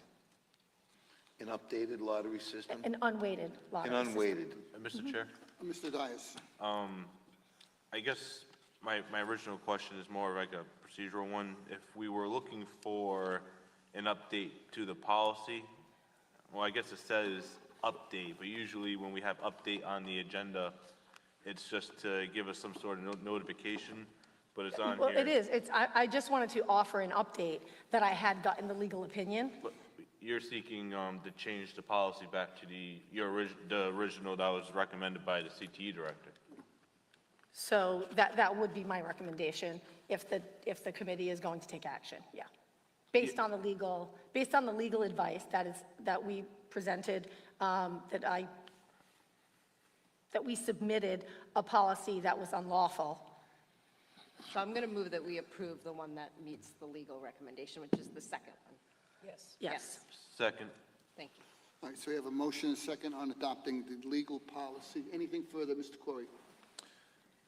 I'm not going to vote to obstruct the motion of this policy, the motion of this agenda item, but I just have trouble with the term lottery in regards to any of the programs we have.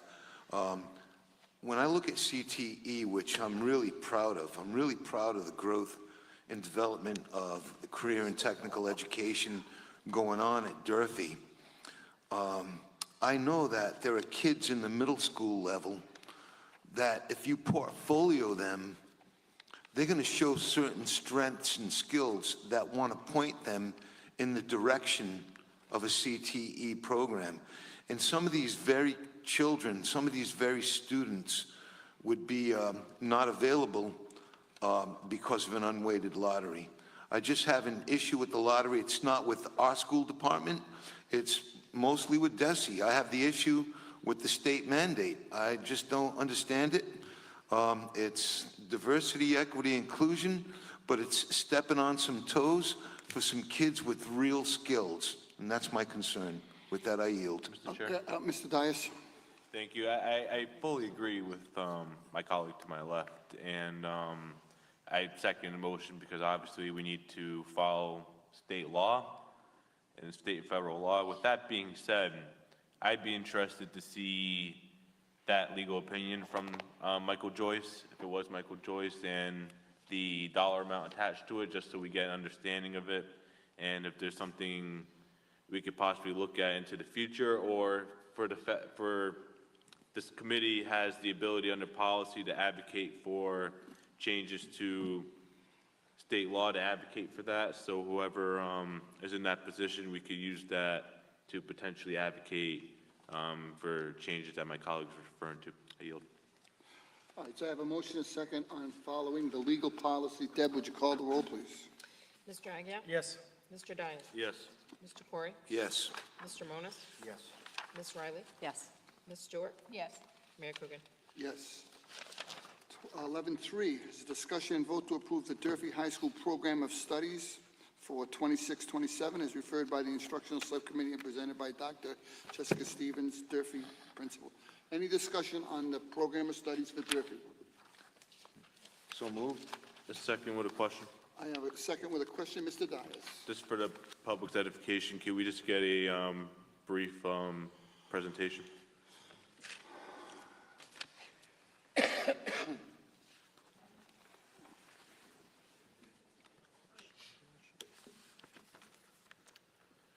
Good evening, everyone. So thank you for the opportunity to share our proposed 26-27 program of studies.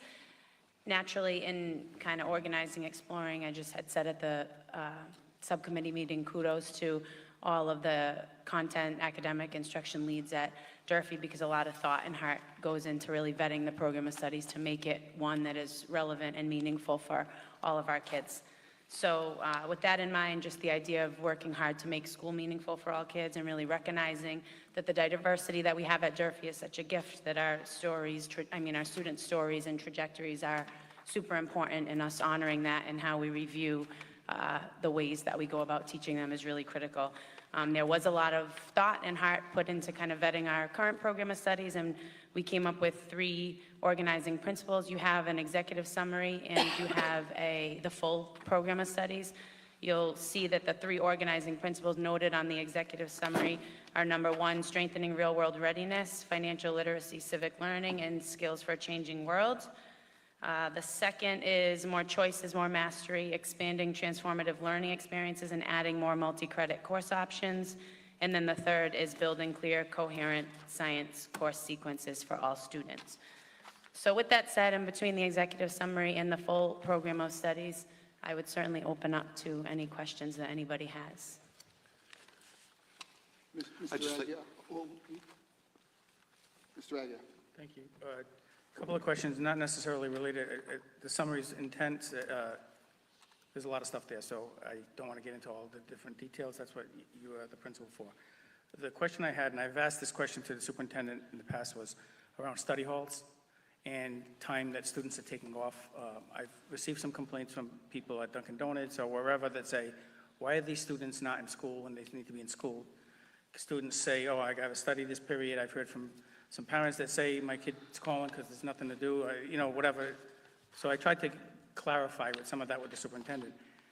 She indicated that it was something about attaching to a class. I said, is that in the program of studies? The answer was no. I said, is that problematic? And that's where we're at now for a few months. So first time I had a chance to talk to you about it, like, what is the rationale for it? I thought we got rid of study halls, so there must be more to the story. And along with that, I'm curious as to how many hours of the 990 do you meet based on instruction? You might not have that answer now, but if you can get it to us. I think among the squad, we do have the answer, but Okay, no problem. just relative to the study hall question, the numbers of students who are in any course that is referred to as a study hall is extremely, extremely low. So I did inquire, try to get specifics about who was calling, saying that sometimes it's hard to tell the projected version of what's going on and the actual version of what's going on. I would never say that any student is being blatantly dishonest, but sometimes it doesn't match, you know what I mean? And there is such a low number of students that would have study hall on their schedule that I was curious about specifics of who's saying that, essentially. I know that Drew, I don't know if there's someone close by. So just by what you just said, apparently there's an ability to figure out how many students have study hall. Yeah. So one of the things, if I would ask that question, would be, we have 18 students out of 2,400 that have a study hall, and there are 4 whatever. Some answer that I got was about it's attached to another class or something, and I'm not trying to spot you on it. It's just the fact of the matter is that if it is a study hall attached to a class or something, it should show up in here somewhere.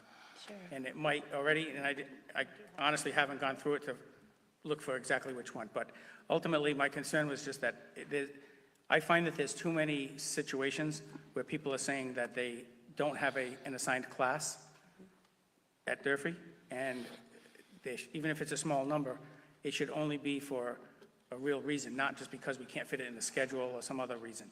And I don't know that, I don't have enough backup to say, yes, it's only 20 students and they're all attached to an AP class or whatever it is. I don't know, so. Sure, I don't disagree, and the change, I believe, is noted in the current one, right? So it is a very low number, but your point is very well taken, and it is noted in the projected program of studies for 26-27 study. So if it's attached, why I asked the question about the 990 is those kids would have to still get, if they're in a study hall, it's not counted. So if you're at 990 even, now, and they get a study hall once a day for 180 days, they're not meeting the 990. So that would be the reason why I asked that other question, was just to follow up on that. But if you can just get us some kind of information related to it. I don't think that the question, the phys ed issue is, I think, a separate one, or is that part of this separate issue? Because I have some questions on that. But with that, I yield. Thank you. Mr. Corey, then Mr. Dias. So, Dr. Stevens, I used to live within the tenets of this program of studies myself as an old social studies teacher at Durfee High School. And I'm looking at the social studies curriculum right now. I'm happy to see some new add-on courses. And I know that the program of studies at large represents the growth and development of our American society, in that it's an evolving document each and every time that you guys have to review this and rewrite it and rethink it. You know, you're adding new courses. I'm putting a personal plug in for a very, very strong civics education, because I felt as an educator that when MCAS and the No Child Left Behind was instituted in the 90s, then I saw social studies become a victim to the standards for the MCAS test, where we doubled up in math and we doubled up in science and we doubled up in ELA, but we knocked out the business department at Durfee High School, which I thought was an extremely viable department, and it taught real-life mathematics to kids. I just hope that at some point the Department of Education might help us to revisit these ideas and go back and reinstitute business-level courses and business-level math, as well as really hammering the Bill of Rights and the Constitution in early social studies classes, just so that we can get our young students tuned in to what it's like to live in our country and to have a deep respect for the rights in our country and to be able to form their own budget while they're living in our country. And with that, I yield, but I certainly want to congratulate you and your extensive team at providing us with an awesome document. Thank you. I yield. Mr. Dias? Thank you. Just to piggyback on my colleague's question, I know the PE is separate issue coming up on the agenda. Is that listed anywhere with the, I didn't see it, but I could have missed it. Is that listed anywhere within the program of studies, like the curriculum on gym, like how many classes? It's definitely in there.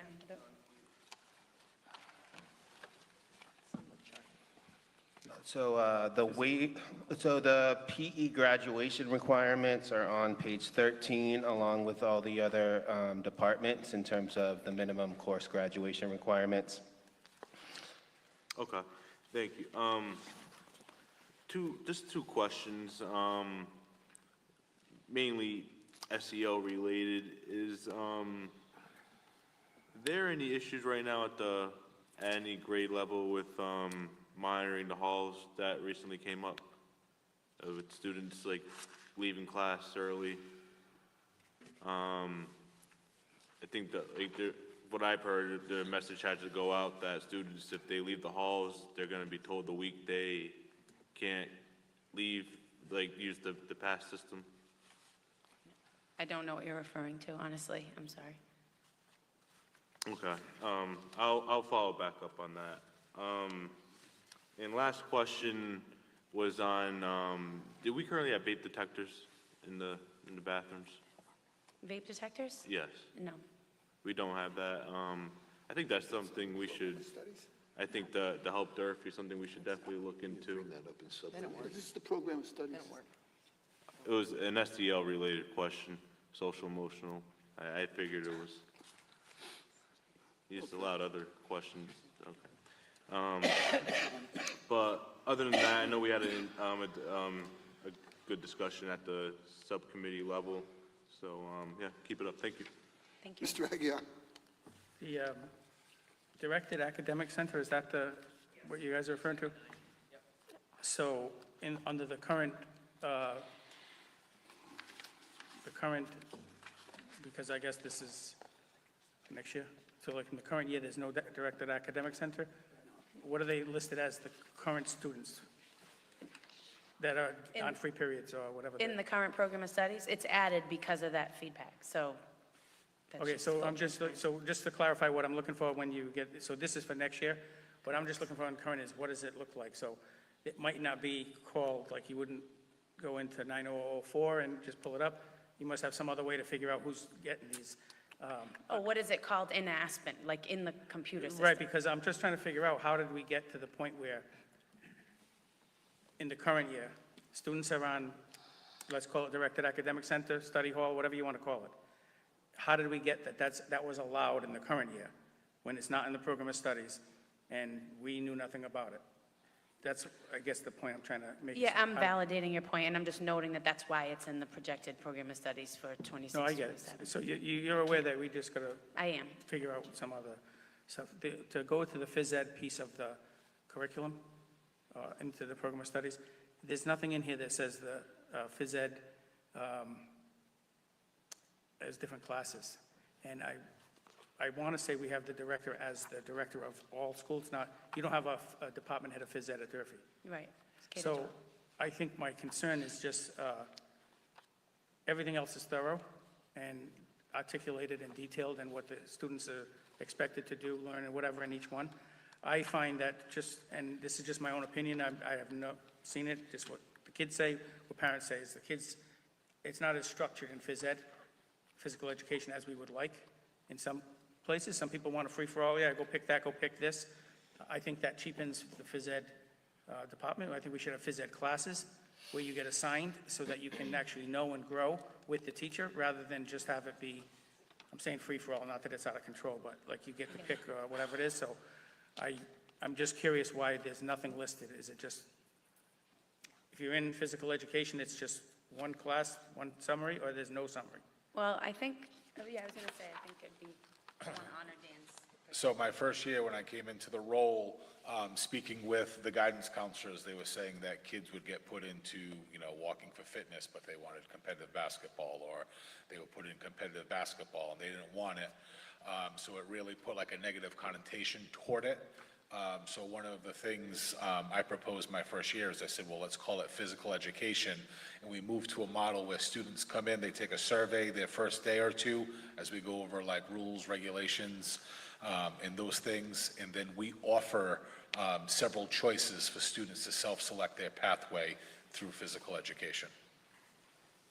Why don't we talk about that? It's the next item, Mr. Aguirre, the phys ed, That's the waiver. the waiver, which is going to relate to some of the things Danny's saying right now. Yeah, I mean, we can. I'm just asking because if you, what you're just telling me, sir, is that there's in this program of studies, there's a one that says physical education, a generic summary, one.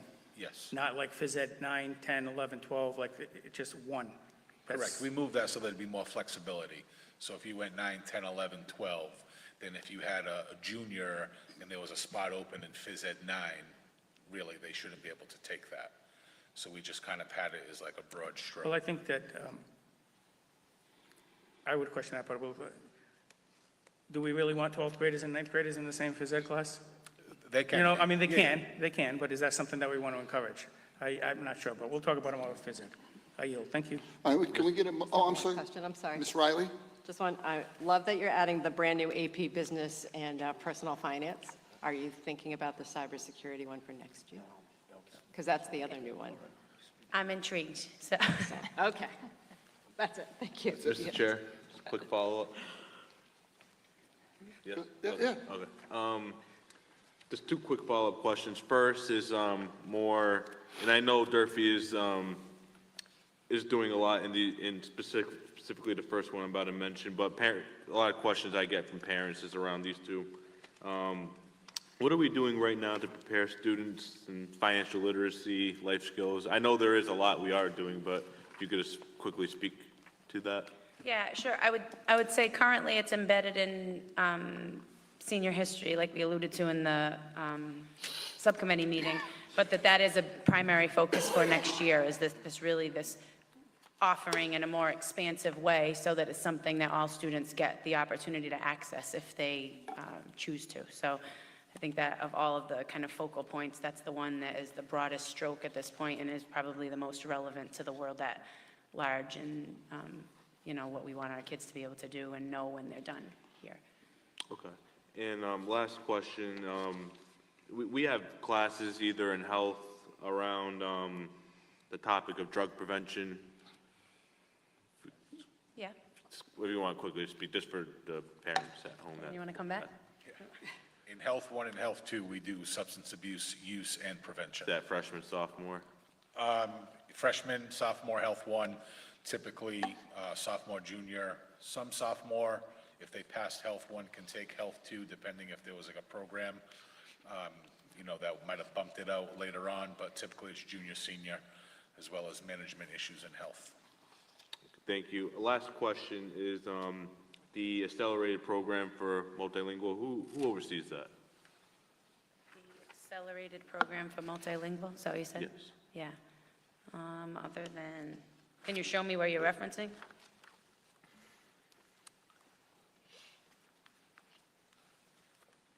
Page, I didn't have it up.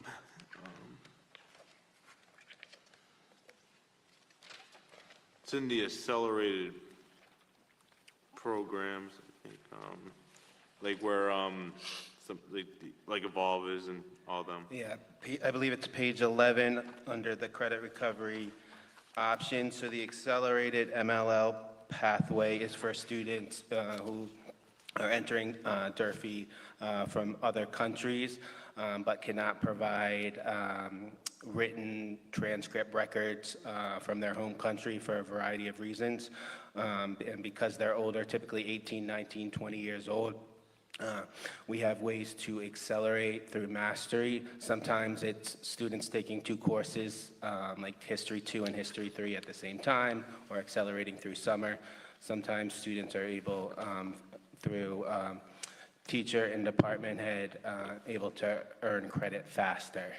So that's just kind of a general description. It's a very small group of students who are older, who have been engaged in school, cannot provide records, or maybe they've had some interrupted education. Thank you, Mr. Woodward. The MLO director's not here today? No, she's not here. Okay. Thank you. I yield. One follow-up. Mr. Aguirre? That just, as you were speaking about the accelerated for the MLL, I think you've done a better job with like, the options for credit recovery and alternative type schooling. I get it. I would just like to wonder why that just says MLL. I think there's kids that have situations and, you know, exactly what you just said, except for the multilingual learner piece, that need that same option, that they finally got it. I'm 20 years old and I have to, you know, why would we only call that for MLL based on the counselor, you know, whatever, get a hook into the kid? Why would we limit it to only MLLs? I think we should consider all students, because what if one needed it and they weren't in MLL? Technically speaking, by you putting MLL here, you can't run an alternative type of schedule for that student. I yield. Thank you. Okay, can I give a motion and a We have second? a motion and a second. I have a motion, second? Motion so made to approve. Okay. Anything further on Durfee? Deb, call the roll, please. Item 11.3. Mr. Agia? Yes. Mr. Dias? Yes. Mr. Corey? Yes. Mr. Monas? Yes. Ms. Riley? Yes. Ms. Stewart? Yes. Mayor Coogan? Yes. 11.4 is discussion and vote to Good job, guys. Is a discussion and vote to approve the updated phys ed waiver as referred by the instructional subcommittee and presented by Dan Fitzgerald, Director of Health and Phys Ed. Mr. Chairman, whenever. So moved. Yeah, I have a motion. Second. I'll make a motion. I have a motion, a second. Mr. Fitzgerald. So we'd like to update the current waiver from where it is now to where we would like to see it. This came about last year, speaking with my direct supervisor, Assistant Superintendent Raposo. We talked through the team, myself, Director Woodward, Director Buston, amongst others. And we talked about there have been some students who've gone through Durfee High School without ever actually taking a PE class, since this waiver's gone into effect in the fall of 2020 is the email that was forwarded. So we retooled it. We still are going to offer it. If you are an athlete and you play an MIAA sport, you could be eligible for one waiver between your sophomore, junior, senior year. You would identify that with your guidance counselor.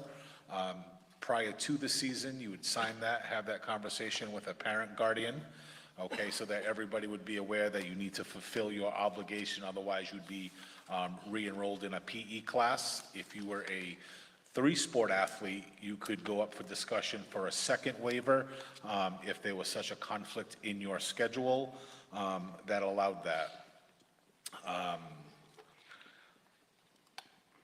Looking to move forward with students. Currently, we had this year, and myself and Barbara Meyer, who is a guidance counselor director, they identified with the counselors 69 fall applications. We're still receiving them. So far, we've received 14 back within the last month. We still have more out as we continue to get all the signatures that come from student, parent, guardian, guidance counselor, myself, the athletic director, as well as the person's coach. We also look to remove some offerings on here that did not align with physical education. Mr. Dias and Ms. Corey. Thank you. I do support as I did at the subcommittee, I do support the updated language, and I think it's a step in the right direction. And I'll still vote to approve it today. I just want to make note, I did request some backup from the superintendent on December 19th at 12:11 related to PE waivers. I don't think I ever received them. If those could be sent to the committee still. So the information that Mr. Fitzgerald just shared is the information that he shared with me. Just in the other piece of it is that there weren't records kept prior to. So he only knows about the waivers that were requested this fall and those that are in process. And those are the numbers that he provided. Thank you. I yield. Oh, you done? Mr. Corey, then Mr. Aguirre. Thanks a lot, Mr. Fitzgerald. So this item, if I recollect, when we were running for office, we had the student forum right here at Durfee.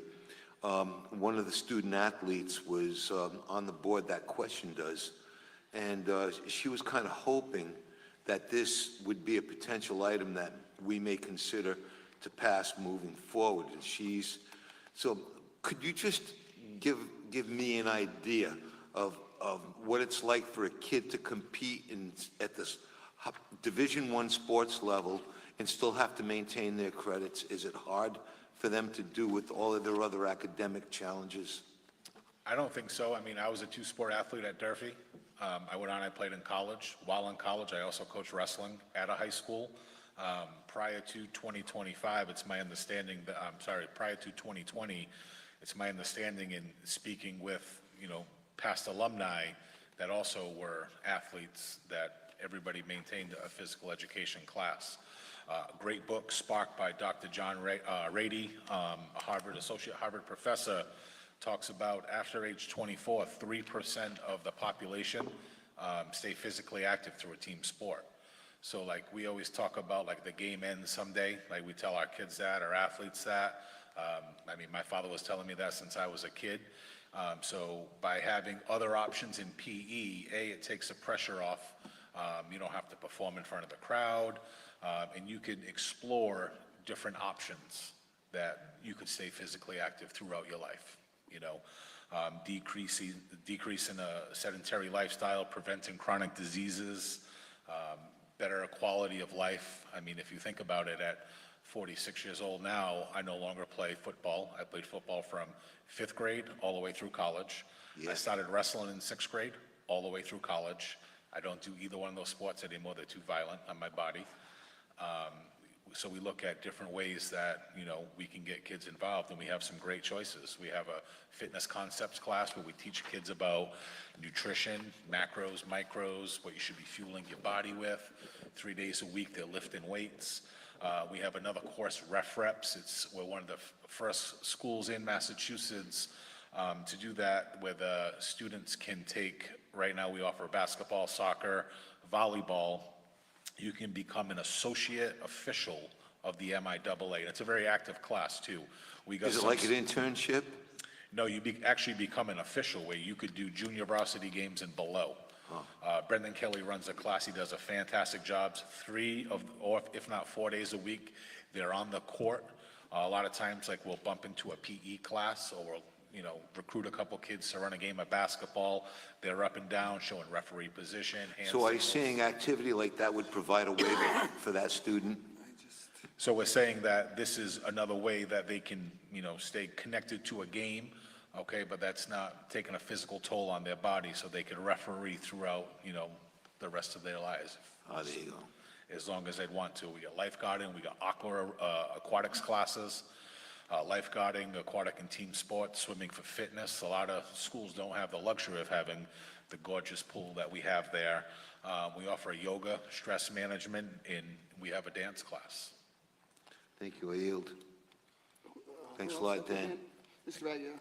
So based on this, I see the current would be only one be waived for their career. And then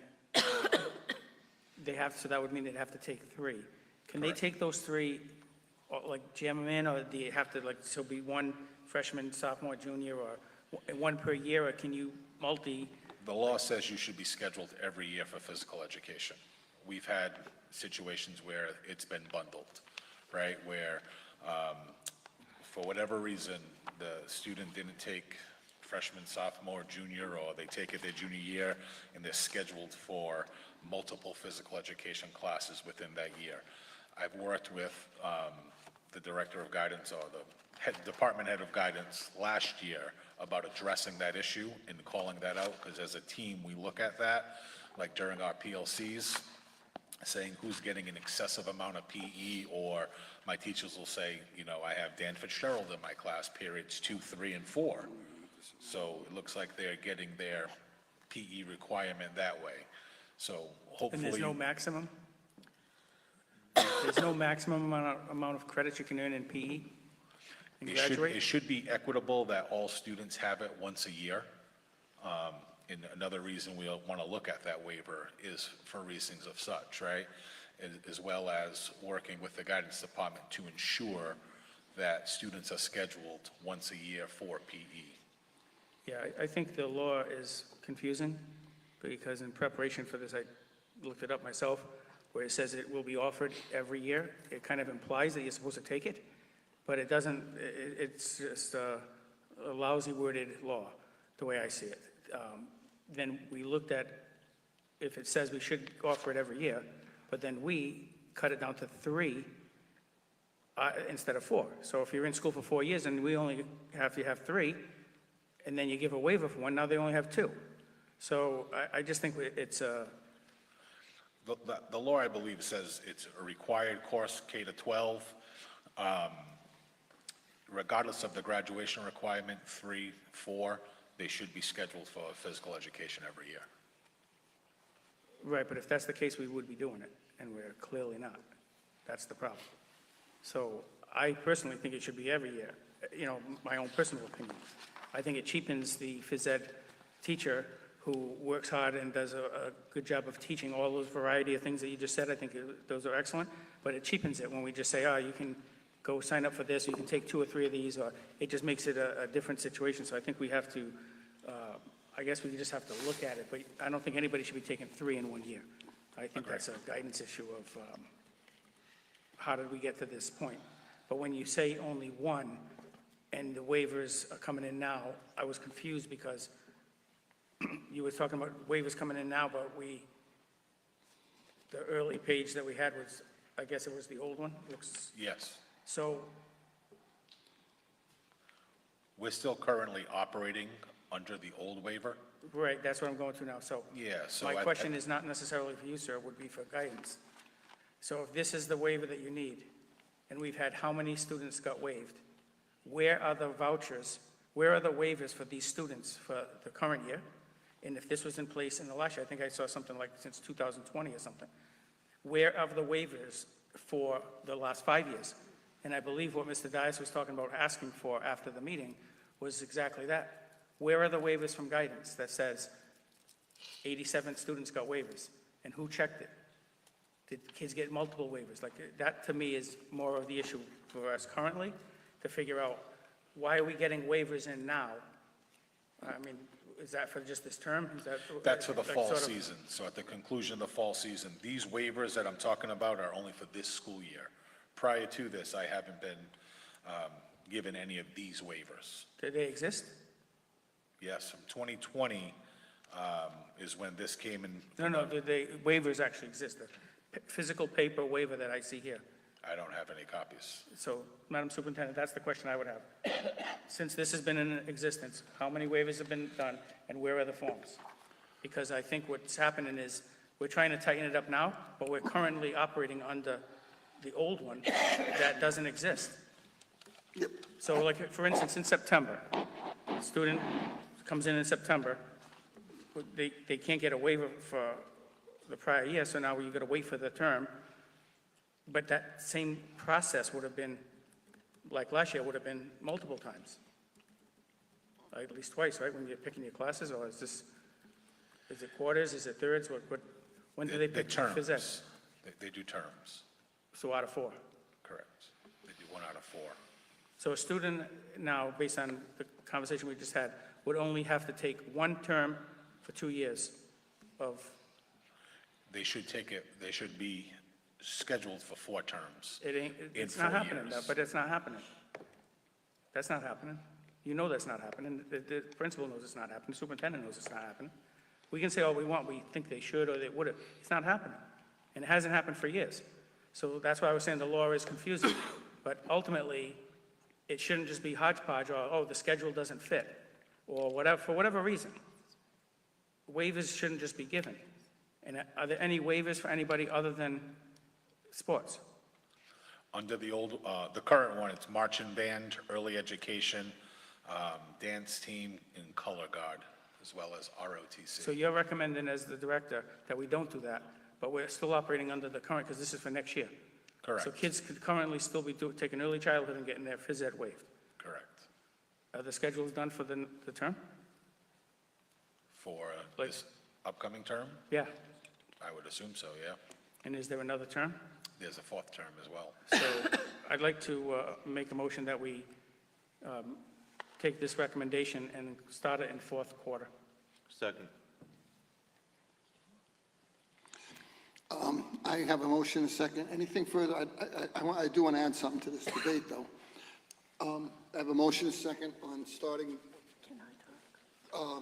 Dr. Curley. Yeah, I would want to invite someone from Durfee High School to speak to the impact on like student schedules. I mean, if students have a legitimately full schedule with year-long and semester courses, what does that look like if fourth quarter, a semester course potentially has to be dropped so that the PE could be picked up? We also have 2 other options with PE. They can either roll in the summertime or the Durfee After Dark program, which meets twice a week for 2 hours. So you want to give them PE credit for that?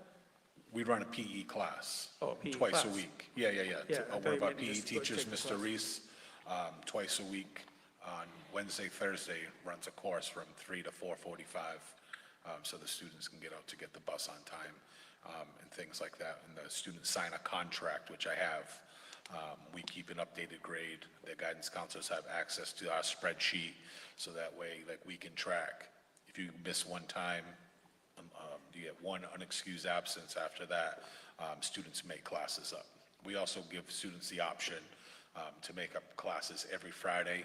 I stay after school, typically in the fitness center now that the winter sports are in session and they're packed, and they can make up a class or 2 if they miss it. So if they want to make up one class, they stay with me till 4. They want to make up 2, we stay till 4:45. Thank you. Mr. Chair? I thought he was going to answer the superintendent's question. Yeah, I would just add that schedules are done for the most part. There are students in a variety of different situations for this current school year. Some students may have 6 full-year courses, perhaps in their schedule. Others have a combination of semester classes and term classes where they would have a lot more flexibility for it to be added during term 4. But I would just request that for students who already are participating in year-long classes, that this does not go into effect until next school year. I was referring to not waiving the classes that Mr. Fitzgerald said shouldn't be. Because ultimately, you can't ask for the waiver until you've done the actual class. It's just articulating the class. Like, to me, it was a foolish policy to say that you can take an early childhood class and get phys ed credit, or whatever those other ones were, I read them. So that's the only piece of this I was asking to go into effect. So you don't just keep on doing the same thing that makes no sense. The whole policy is going to take over next year, and it sounds to me like as if you're scrambling right now to try to figure out where's all these waivers. And then I just asked for the copies of them. I hope they exist. Well, I do have a question just on that, though. Mr. Woodward, if someone plays football, doesn't that go on the transcript and count as their PE credit? So there's not, like if Kevin was playing football, he wouldn't need a physical waiver. He could just say, I'm not taking gym, I'm playing football, and that's on my transcript. Am I wrong there or right?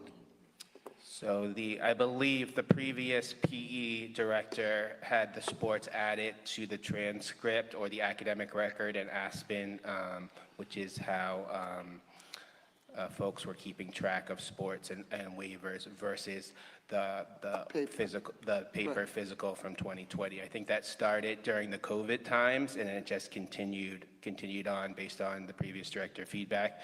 And in conversations with Mr. Fitzgerald last year, we looked at it and realized we needed to tighten record keeping and the paper form up. So we've been consistent with it this year, but it had been inconsistent over the past 3 years due to the sports being, How many credits do they get for a sport? They don't earn any credit. It's just listed on their transcript. So as they them don't need participating. 3 PE credits right now if they're playing 4 or 5 sports. We're we're operating under the old waiver policy. So this year, any student who wants, in addition to it being on their transcript, they also have to fill out the waiver form. Okay. But if someone over their 4-year course here plays 2 sports a year, plays 6 or 8 sports, they don't really need PE credit under the current policy, correct? Under the current graduation policy, they can have all of their PE classes waived or granted alternatively. I think in discussions with Mr. Fitzgerald, it's clear that we need to strike a balance by giving students some flexibility, but also ensuring that, the benefits of physical education, that students receive those by participating in physical education a lot more frequently and more consistently. Because even when I was here as a vice principal, if a kid wanted to take a second language or an additional science, they would try to get out of phys ed by telling us, I'm playing soccer, I'm swimming, I'm running cross country, and we would give them, tell the parent, your son's going to have cross country. Isn't that how we did it even back then? I don't know if you were here then, it was in 15. Yeah, I can't, Okay. I feel like that was practice. Yeah. But I can't say for sure. Yeah, okay, all right. Now, I'm sorry, Mr. Aguirre. The other thing is, I think we get into an equity issue, especially what you just said. So student knows the rules a little bit, and they can try to finagle their GPA and whatever else, so I don't take this, but I take a more advanced class, but everybody else is taking it. It blows my mind to think that kids can just not take phys ed because I play sports.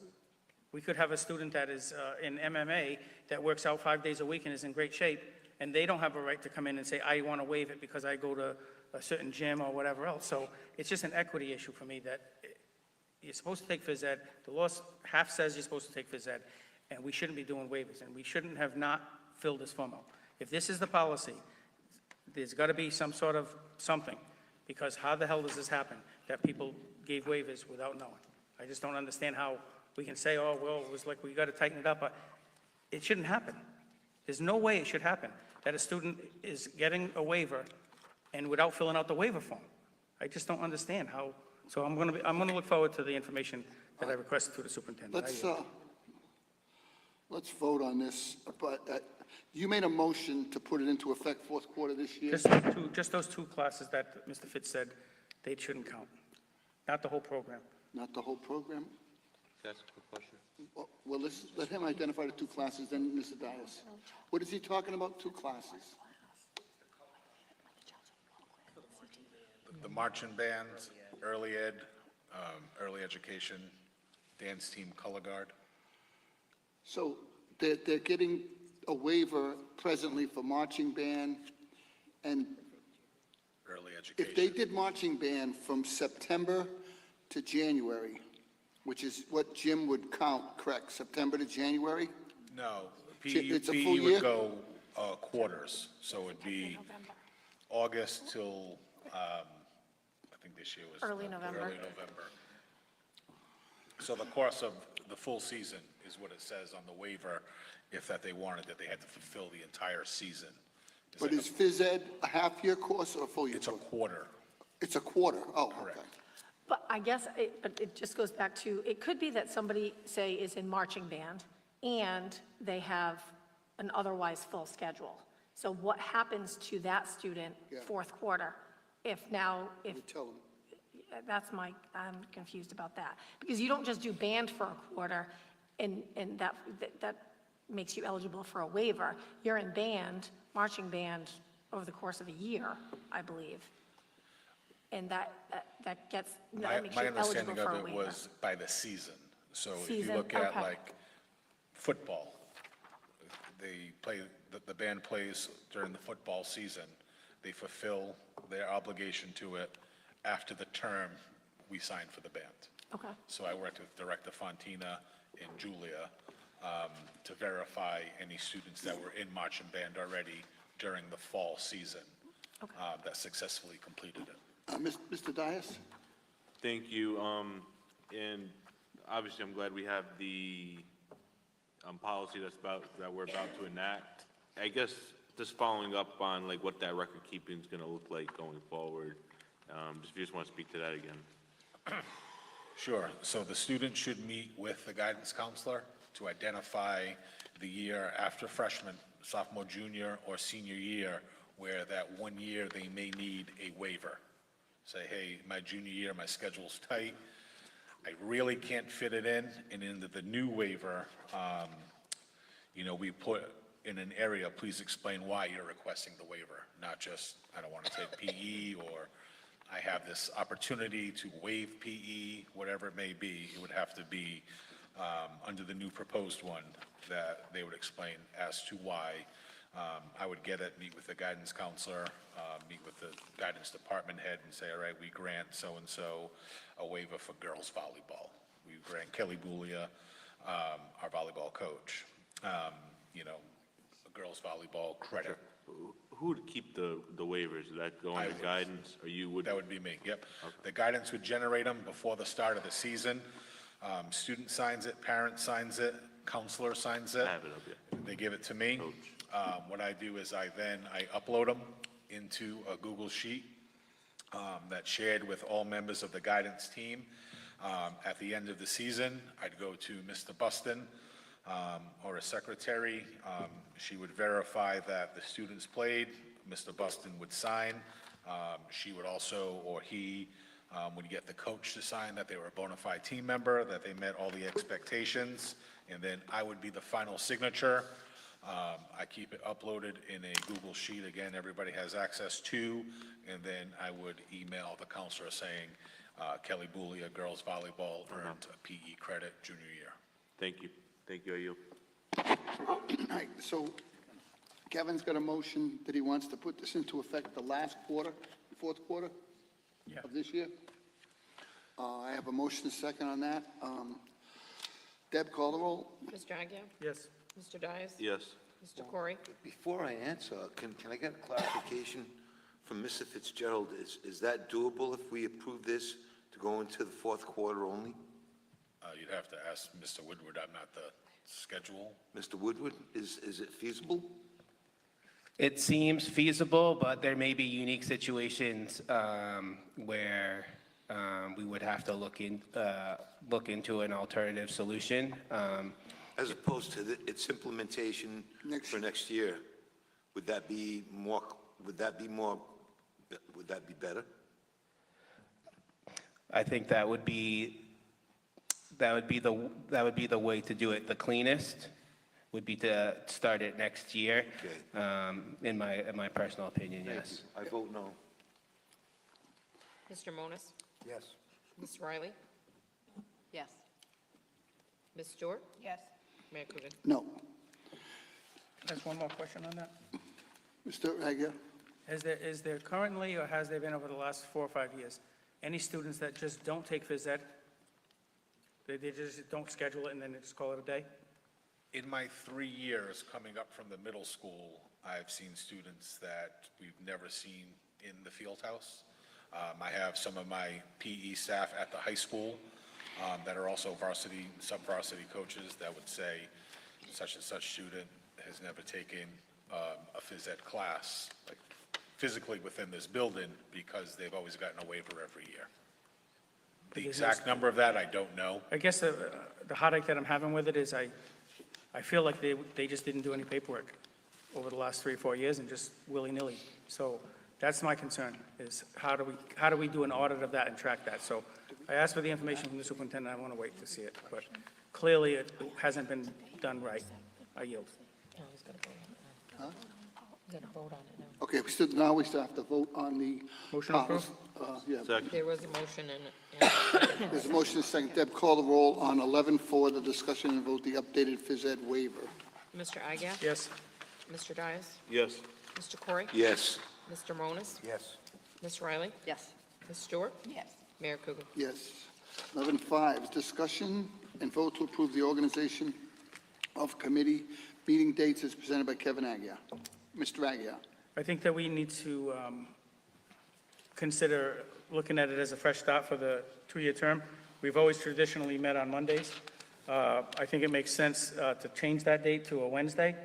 At that point, we would have, being in the middle of the week, it would allow us to continue to get the agendas on a Friday, and we would have more time to try to drill down any questions and any backup information. It would also, I think, help when the meeting, if it did happen on a Wednesday, excuse me, that we would be much more efficient in our meetings. So I'd like to make a motion that we move our meetings from Mondays to Wednesdays. Second. Motion is second. The only person I'm concerned about at this time is Ms. Riley. What time could you get here on Wednesday? I can be here for 5. I For just 5? Yeah. So if we move them to 5 too? You mean the time? The time, go Wednesday at 5, give us an extra half hour slot. Yeah, it's fine with me. Okay. Wednesday at 5 is Mr. Aguirre's motion. I have a second. Deb, call the roll. Mr. Agia? Yes. Mr. Dias? Yes. Mr. Corey? Yep. Mr. Monas? Yes. Ms. Riley? Yes. Ms. Stewart? Yes. Mayor Coogan? Yes, same weekly schedule, second Wednesday of the month, 5 o'clock. 11-6, Taking effect. huh? When is this taking effect? Next meeting? Yes. Okay, We'll just get a new updated schedule to the correct. committee. I'll just send it out. Okay, thanks, Deb. 11-6 is a second read and a vote to approve the superintendent's recommended budget priorities presented by Dr. Curley.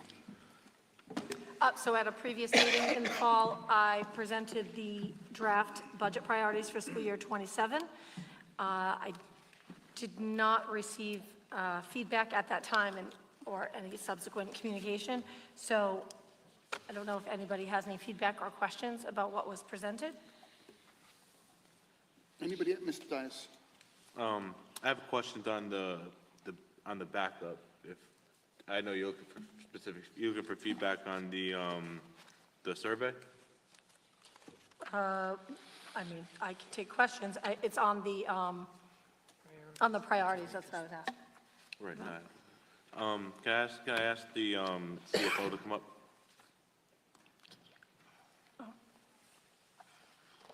So on second page, it speaks about multilingual learners. We're looking to strengthen multilingual education by improving how programs are designed and developed, et cetera, and helping current staff learn new skills. What does, and I know the MLO director's not here today, are we still partnering with, what's the contracts look like right now with Equity? Is this under this? No. Is this under her budget priorities? I did already have a conversation with you, Mr. Dias, about the fact that, and I'll explain why you're asking. We hired a new MLL director. It is a person with whom we've previously contracted for consulting services and professional development for our ESL teachers.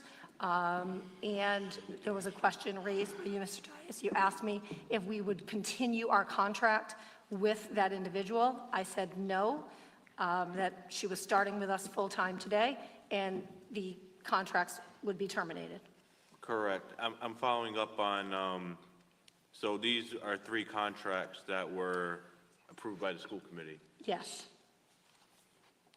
And a more veteran member of this committee can answer, if we are to amend a contract to either lesser money, would that usually have to be a vote of the school committee? Not typically, because there's been situations in the past where we haven't fully spent a contract, or the contract has been less than what was initially anticipated.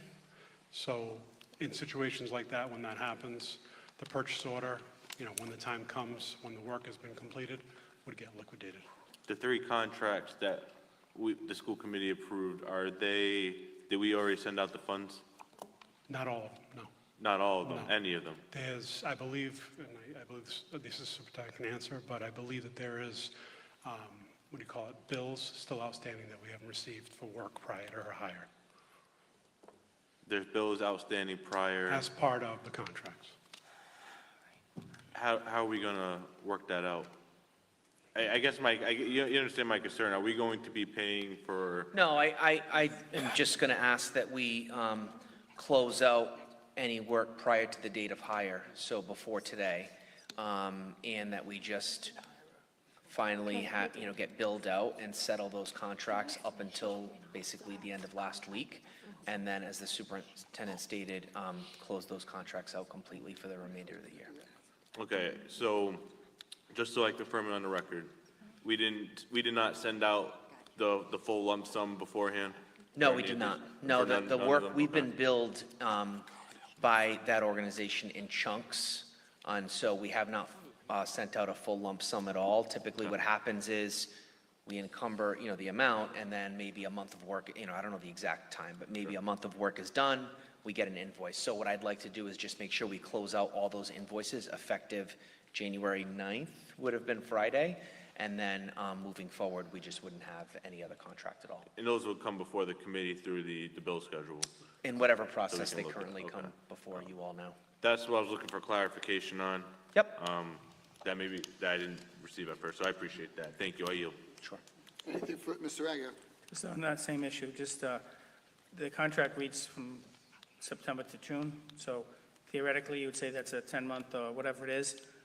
I would hope that we're not going to spend $38,000 on 6 months just, and then all of a sudden hire. No. You know what I mean? It Yeah, should no. kind of fall in line with. No, it's been chunked out in smaller amounts Exactly. as it's come across. I'm hoping that we're not going to get something to say, oh, I loaded up all my bills and then now I'm going to get the job. I don't No. think that's the case, but No. it would certainly look bad if it did.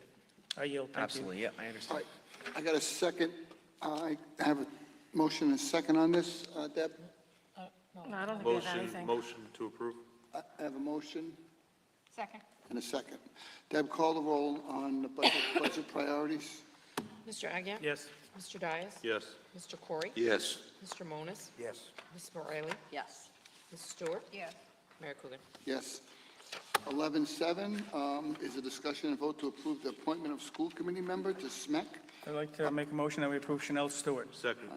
I agree 100%. Deb, call the roll on Chanel Stewart for SMEC.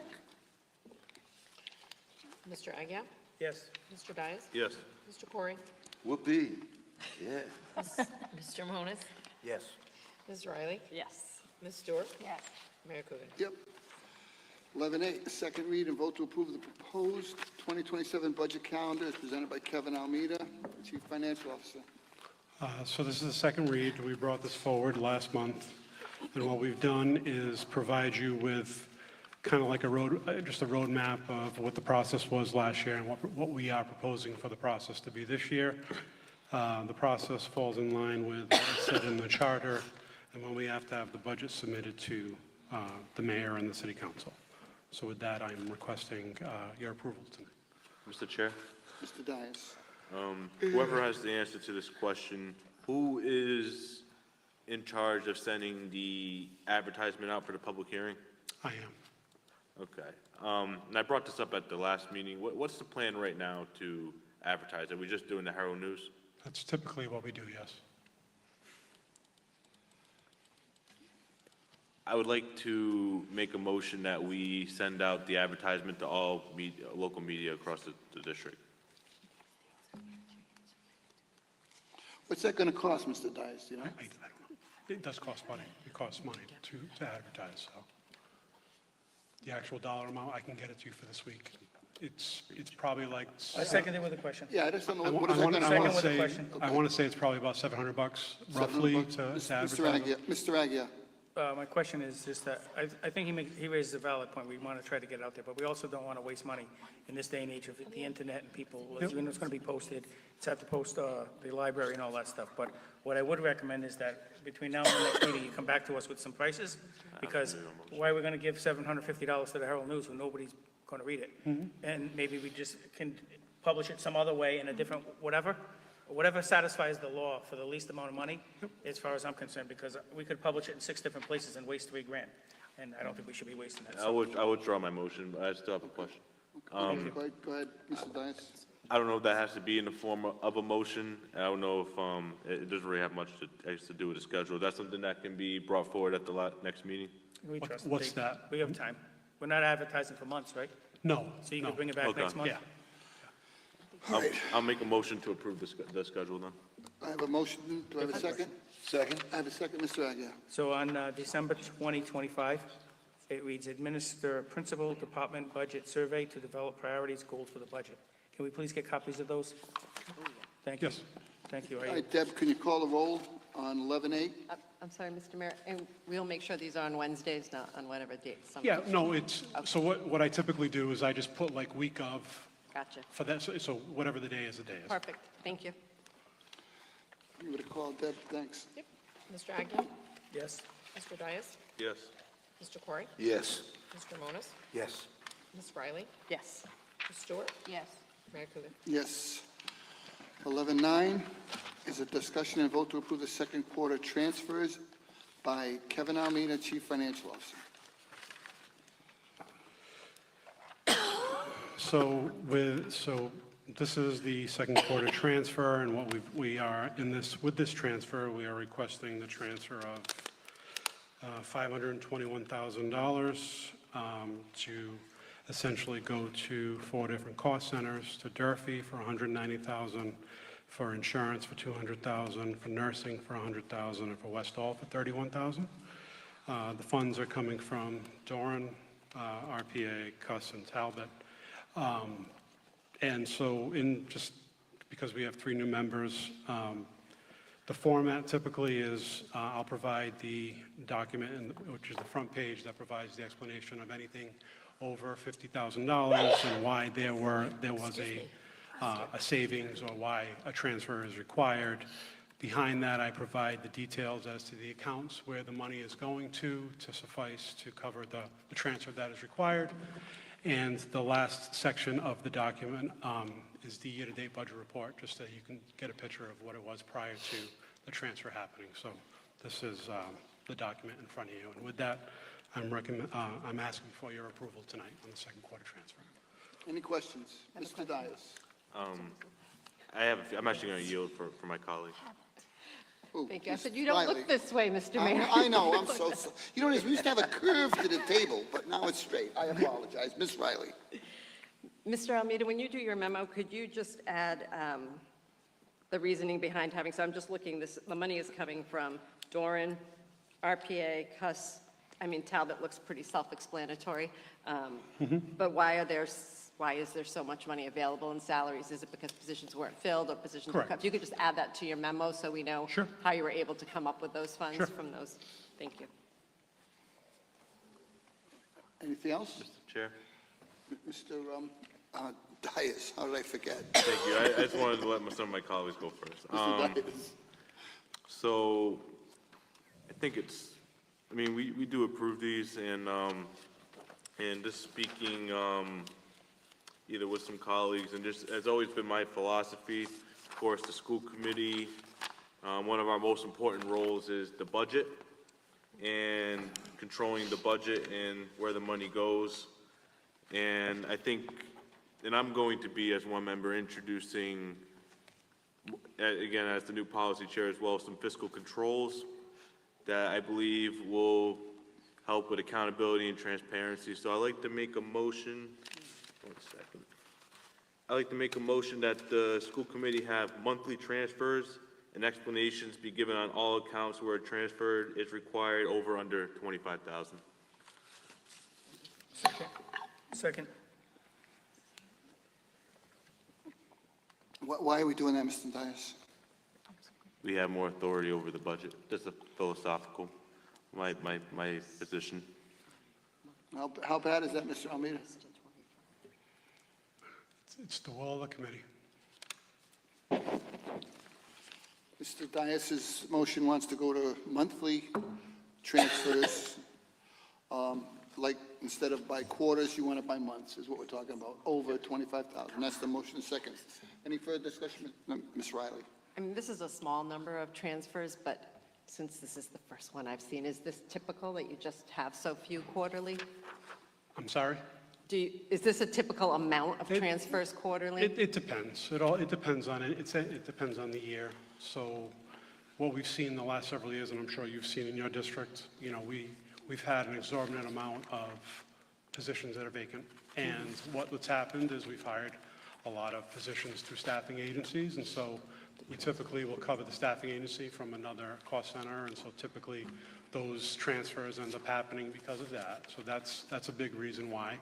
And then in other cases, it's just stuff that's unforeseen that happens, you know, on a yearly basis.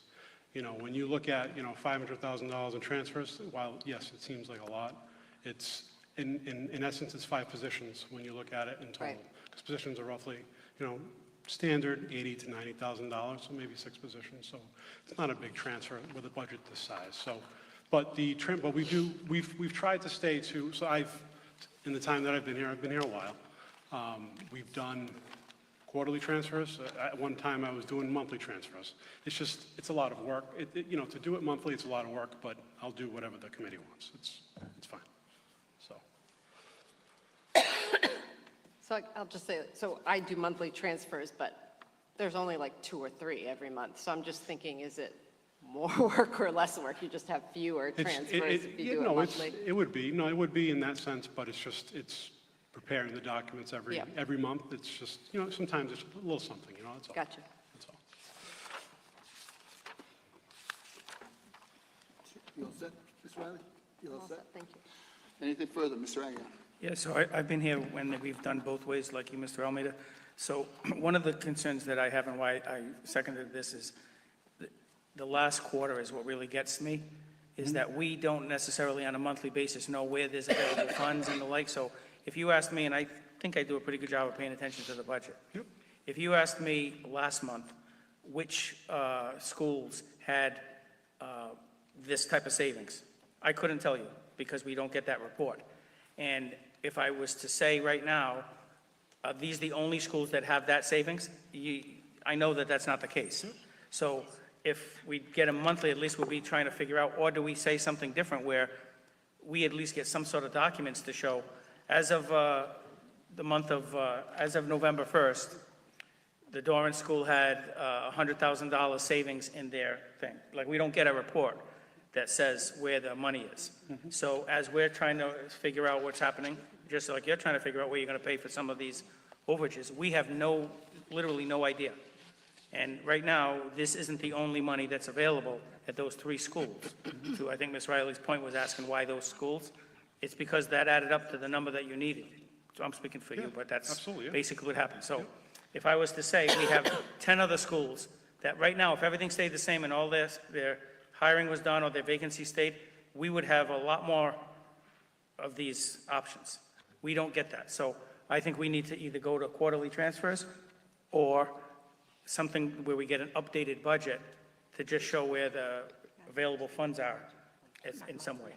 So I'm not necessarily trying to make more work for you with the transfers, but I do think we need to take our fiduciary responsibilities more serious with where is the extra money. So if you want to make a compromise to say don't do we don't need the quarterly transfers as much as every month when we get a monthly report, we're going to get an actual, here's what, if everything stayed the same, every school or cost center is, I think that would be sufficient, but. What takes time is the projection on the actual budget every 3 months. That's what takes time. I project the accounts, you know, all the salary accounts I project every 2 weeks. It's all the other lines that take a little bit of time. So that's why I'm saying it's a little time consuming. That's all. But if you must have on a monthly basis a projection. I do. And it can go up and down, obviously, because it's fluid. but you have a monthly projection, I believe, that you can give us a monthly report that would, I think it would, at least for me, it would suffice to leave quarterly transfers, but give us a monthly report that actually shows what we really have. Is that easier for you, or is that? So prior to the cost centers, it was much easier to provide you with the information. It's a little bit more time consuming with the cost center approach that we've, fully put in place. Can you say that again?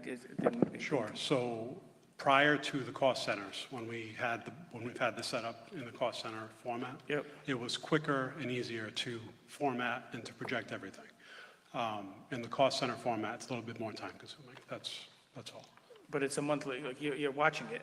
I am. Well, I watch it every 2 weeks. Every 2 weeks, I'm watching the That's what I'm budget. saying, so I think that's sort of a way to meet in the middle somewhere, so you're not doing the quarterly, the monthly transfers, but if we got a more robust monthly report, I think that would, at least for me, that would suffice. Okay. And I would say you could build it. You don't have to do the same thing you're doing Yeah. here. If you have an easier report you can run monthly to show us, as long as we can see where we are and what the projected expenditures are, I mean, I think we would be open to a format that shows us that, but maybe is something you can be easier to run out of Munis instead of you having to do the projections. Gotcha. So I make an amendment to the motion to say, to just do what we just suggested, have a more robust monthly report. Second. Mr. Aguirre, can you tell me what we just did there? I know you were going to monthly, so what did it become now? Basically, he's just going to give us a monthly report at the school committee. Okay. That's a little more robust, and it actually has the projections to show X school or X cost center has money left over right now. All right, we got a motion, a second. Deb, call the roll on that amendment. Mr. Agia? Yes. Mr. Dias? Yes. Mr. Corey? Yes. Mr. Monas? Yes. Ms. Riley? Yes. Ms. Stewart? Yes. Mayor Coogan? Yes. And now back to the original second quarter transfers presented by Kevin Almeida. Do I have a motion, a second on that? Second? Deb, call the roll on the original. Mr. Agia? Yes. Mr. Dias? Yes. Mr. Corey? Yes. Mr. Monas? Yes. Ms. Riley? Yes. Ms. Stewart? Yes. Mayor Coogan? Yes. 11:10 is a discussion and vote to approve the second quarter revolving fund as presented by Kevin Almeida. So this is the second quarter revolving fund, and it provides you with our revolving funds, which are 13 in total, and so what the balances are as of December 31st. The report provides you with the quarterly revenues and expenses for each fund, and it provides you with the year-to-date totals as of December 31st. The fund that's highlighted is the use of schools account, and with that account, the only items that are charged off to the use of schools account is with your approval, and that is the outside overtime for whatever is done with outside the use of school, the vendors that we charge for our outside services. And so this month, that amount totals just under $27,000, $26,857.86. All the funds here, we all have positive balances in all our revolving funds. And so with that, I'm requesting your approval tonight. Any questions on the revolving funds? I get a motion. Do I have a motion, a second? Yes. Huh? No? I do, I don't. Mr. Dias. Thank you. So I was looking at the line item with the revolving fund around the use of schools. And I brought this up to the administration a few times now. And my opinion, just my opinion, of course, I have concerns that, one, the policy is selective in its enforcement, and two, looking at receiving some concerns over some various bills from companies that have used our schools, and we're talking just for the rental, not even including the necessary cost of like electricity, custodian, security, which obviously is needed and should be covered. On top of that, we are charging companies thousands just for 2 nights for a few hours. And the policy in which we charge these companies calls for a yearly review.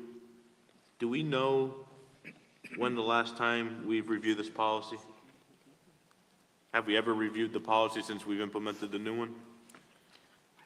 I just have, what companies are you talking about that are using it for days? I don't know. I'll give you an example, dance studios. Yeah, but they charge a significant amount of money for people that use it. They don't come for nothing. Like dance studios use. Yeah, if they use Durfee, they're charging $25 a ticket. Or more. Or more. Right, and my opinion is because we charge so much in the Absolutely not. overcost. No, they're very, very expensive. I understand.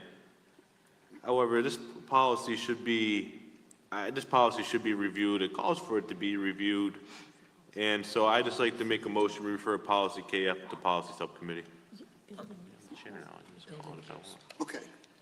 Sure, second. Okay, that's fine, but if it's going to go back to policy, how about the second quarter revolving fund? Why don't we just vote on that? You're the chairman of the policy committee, and you can, I just thought about that you afterwards. can I'll bring vote it to right in front approve of the. you. All right, I withdraw my motion. I'll just Okay. place it on the agenda. I'll make a motion to approve the revolving. On the revolving fund, Mr. Aguirre? So the use of schools, to answer my colleague, I believe it was a couple of years ago when we reviewed it. At the time, the point of trying to make that use of schools account actually plentiful is because we have to repair things at the use of schools, like the turf outside, that's $1 million every 10 years, and the like. So what we've been trying to do over the years is for for nonprofits or in-house, whatever, try to keep it fair. But ultimately, you have to make a little bit of a profit in it because we're going to make the expense. So that's where I think that was going. But I think it's good to review it always, to take a peek at it. And I don't think it has enough money in it, to be honest with you. When you just listen to what I just said, on one turf field's $1 million every 10 years. So if we're trying to plan budgets, we better charge a lot more than what we are, while also being fair. I think that's the case. But what I wanted to bring up was the good benefit that we have of having an election where new members come on and we were able to talk during the campaign about different events and different desires and different things that we need in the school system. I want to give credit to Chanel Stewart, who brought this issue to me, asking a question relative during the campaign about, we have 18 to 22 program, for whatever we call that at Durfee. Almost every school that I've ever worked in or worked around or been to, they have transportation vans or buses that are handicap accessible, that these children can actually go to field trips and do the various things that are basically the purpose of the program. Or at this high school, they have so many other things that we could do with field trips that if you want to go out, you got to try to get two, from what I understand, couriers, and then this one's going to fill in, and that one. We, in a comprehensive system with this many kids and the budget that's this high, we need at least a couple of handicap accessible vans that we can actually have the staff use to take these kids out on the field trips and experiences that they deserve. I think it's a no-brainer. I brought it to the superintendent. I know she was talking about looking into it for the next budget cycle, but I think this is long overdue. And with the way these things work with the timing of getting a vehicle is not always the easiest way.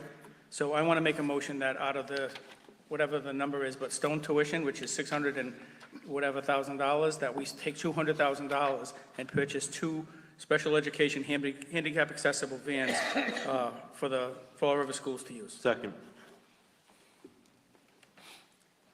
I have a motion, a second, on purchasing 2 vans out of the Stone Tuition Fund.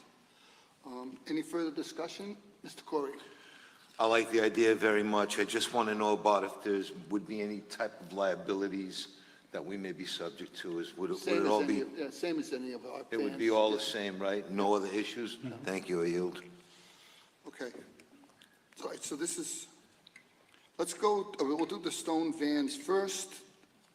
Deb, call the roll, please. Wait, I just want, Oh, I'm sorry. I just want to say, this, it's not just for field trips, it's for job coaches, for a lot of things that they go out and about. I just want everybody just to know that. And so in the meantime, so we have been talking about this. with folks at Durfee in terms of their programming needs, and we were meeting their needs partially coming into this conversation. We revisited, and we've been able to better meet their needs moving forward in the short term, and, you know, until there's a purchase of vans, using both our internal internal vans and drivers, as well as contracting out for the remainder of the year. On the two vans, Deb, give it a call, please. Mr. Agia? Yes. Mr. Dias? Yes. Mr. Corey? On the vans? Yes. Yes. Mr. Monas? Yes. Ms. Riley? Yes. Ms. Stewart? Yes. Mayor Coogan? Yes. Now on the second quarter revolving fund, do I have a motion to second, Deb? Motion? We have a motion, I need a second. Second. I need to have a motion second. Deb, call the roll. Mr. Agia? Yes. Mr. Dias? Yes. Mr. Corey? Yes. Mr. Monas? Yes. Ms. Riley? Yes. Ms. Stewart? Yes. Mayor Coogan? Yes. 1111 is a discussion and vote to approve the year-to-date budget report as presented by Kevin Almeida. So at this time, the report you have in front of you provides the operating budget broken down by cost center. Each cost center shows you what the last 3 years of spending is, what has been. I've projected out for FY26 through the end of the year for what it's going to be this year, to show you what the balances are for each cost center. And so we've been providing this, this document in this format for the last couple of years. And so with that said, we're at a 98% spending level right now, and we have you just approved the transfers, so each cost center is whole. I know this report shows some cost centers that are under, but that's now been taken care of. In addition, I've provided you with a health insurance update as of last week. So it shows that we are in good standing as of this moment, as of this month. And finally, the last piece that you have in this document is the budgeted FTEs for essentially your administration / support positions. And so this provides you a roadmap of what the FTEs look like across the board for all the schools. It gives you that breakdown. So with that, I'm looking for your approval on the year-to-date report. Any questions? Mr. Aguirre? Question on the healthcare? Yep. I was just a little confused on the piece that says last year's reimbursements versus now, like what's the point of that being on there? So there's two, so I provided two different sections. So the first is what I projected to be the current year reimbursements. The second is what I projected to be the last year reimbursement. And so two schools of thought. One is using last year's numbers because, the numbers for this year are not known yet. So offsetting what the prior year reimbursement is in the current year. The other is projecting out what it potentially is this year. So when you look at the 816, that's to the good? Yes. Like, so they would be, we'd be under. Yes. The other way, if we got the lower reimbursement, we'd be at 97,000. So ultimately, we're not behind. We're not. But this also has the next conversation about net school spending for me as far as that goes. The only other question I had was, I've asked in the past that this document with the matrix gets sent to all principals. Is that happening? We sent it out after the last meeting, I believe. Yeah. Thank you very much. I yield. Anything further? Just one question. Could I get a, Ms. Riley? Sorry, on that last page in the proposed budget where you have the FTEs, are these what you budgeted or what exists? This is what is budgeted. Okay. Yes. There may be an opening or two, but yes, that's what exists. That was my conversation with you about the transfers. Yep. So in the memo, we would see what we got. Yep. Okay, perfect. Mr. Chair? Mr. Dias? Thank you. I'll vote to approve the update. Just want to have a discussion with the committee and potentially some changes in finances in terms of fiscal controls. As I said earlier, the school committee controls the budget, and I think it's very important that we have a say in the process. Something that I've been very vocal about since I've been a member of this committee is the expenditures process, procedures of the expenditures, and the approval of contracts. It's my understanding that the committee used to approve contracts as $25,000 and up now. It's my understanding it used to be $10,000 and up. Am I correct? Yes. And when was that changed? 2 years ago, I believe. Okay. So I'd like to make a motion that we go back to any contract $10,000 and up, come before the school committee. Second. Can I just comment, please? Mr. Almeida. I respect the fiduciary responsibility, and I have no issue with the dollar threshold. It's the additional work that's going to be created, and it's not going to be as efficient as things are right now. So I'm trying to, I'm going to say this. I believe that there needs to be accountability. I believe there needs to be all those things. The problem is I feel like our thresholds, while I don't disagree with them, are much lower than other communities and other districts across the state. And so there becomes, a time and a point where it's a lot of processing that we're doing that I don't believe is, fully needed. And so the reason we went to the $25,000 is because I thought it was a step in the right direction. I thought it was a more efficient way to do things. And the problem is the cost nowadays, $10,000, while it seems like a lot, is not a lot in the current day terms. And so moving to $25,000, I felt was more reasonable and more going with what everybody else is doing, because things do cost more now. And so if you're requesting that we're going to go to $10,000, I'm just saying it's going to be a lot more work and a lot more time. I understand. That's all. If I can respond, I believe, and correct me if I'm wrong, some of the issues you were having was back then you were doing wet signatures and you had an issue getting committee members to come in to sign. Am I wrong? That was part of it. That was part of it. So we have the procedures, and which I actually really liked the procedures that Ms. Guillen sent out. I actually thought really addressed some of the issues that we were having.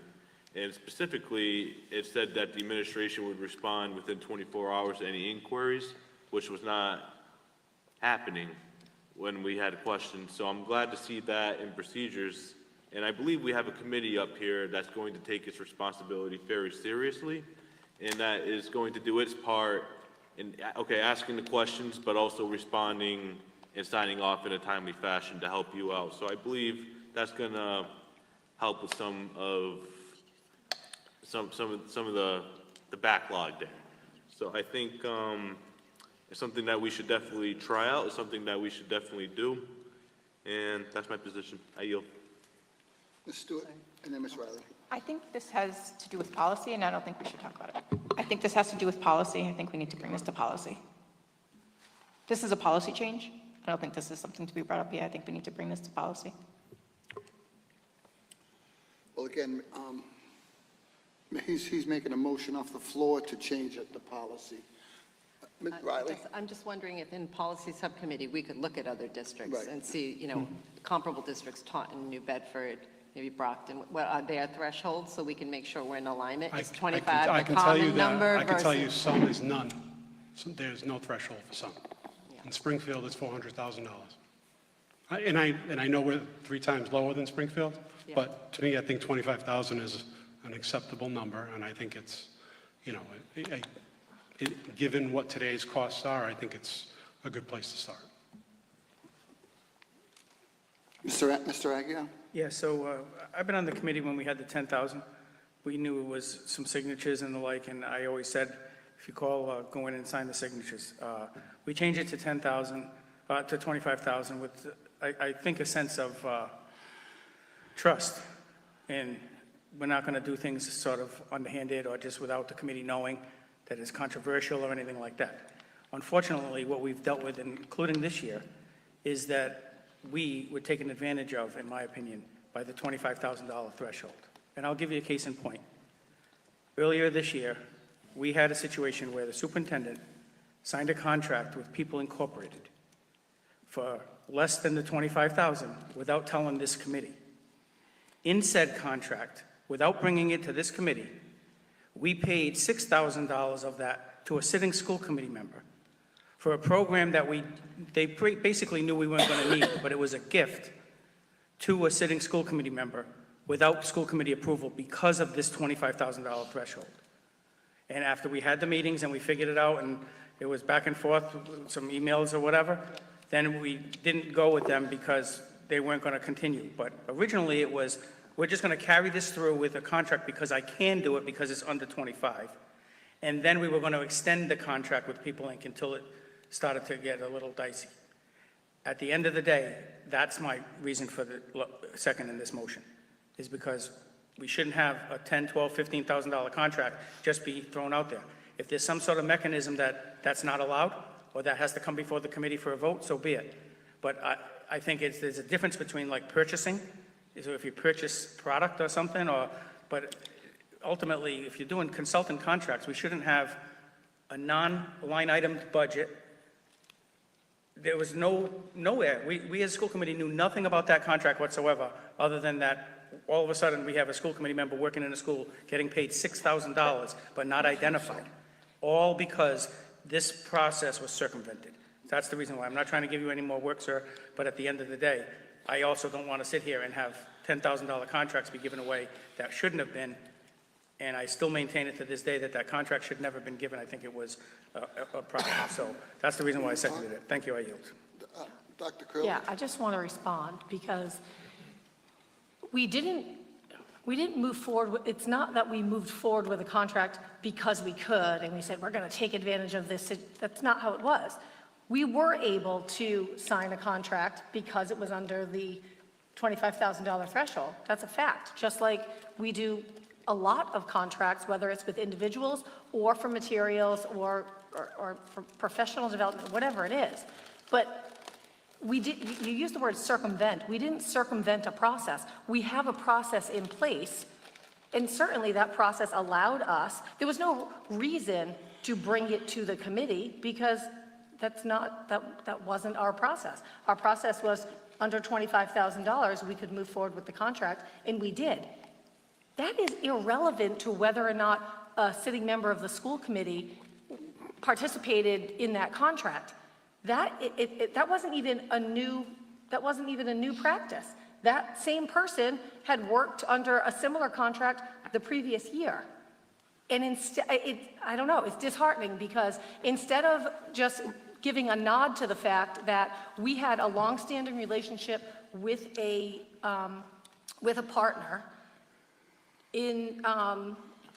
out of respect for that partner and what we thought was a need in our school, we moved forward with the contract at the beginning of the year and did a partial contract. We didn't try to sneak anything in for, $24,990. We didn't try to sneak anything in. We moved forward with a partial contract, and when we got to the end of that contract and realized that we could either move forward with our current staffing and provide the same service, or that service was just not something we needed, we backed out of the contract. We didn't bring it forward and try to convince people that we should move forward with it. Just so to characterize it in a way that we circumvented a process. No, we didn't. We actually adhered to the process that was in place, and we made some responsible decisions, and we didn't move forward with an additional contract. It's just very unfair to characterize it that way. Mr. Corey, then Mr. Aguirre. As one sitting member on this committee, and I've been here for a few terms now, I'll admit I'm not a financial expert, but I am an expert in building relationships with my colleagues to form a team logic that helps get the wheel of progress moving forward.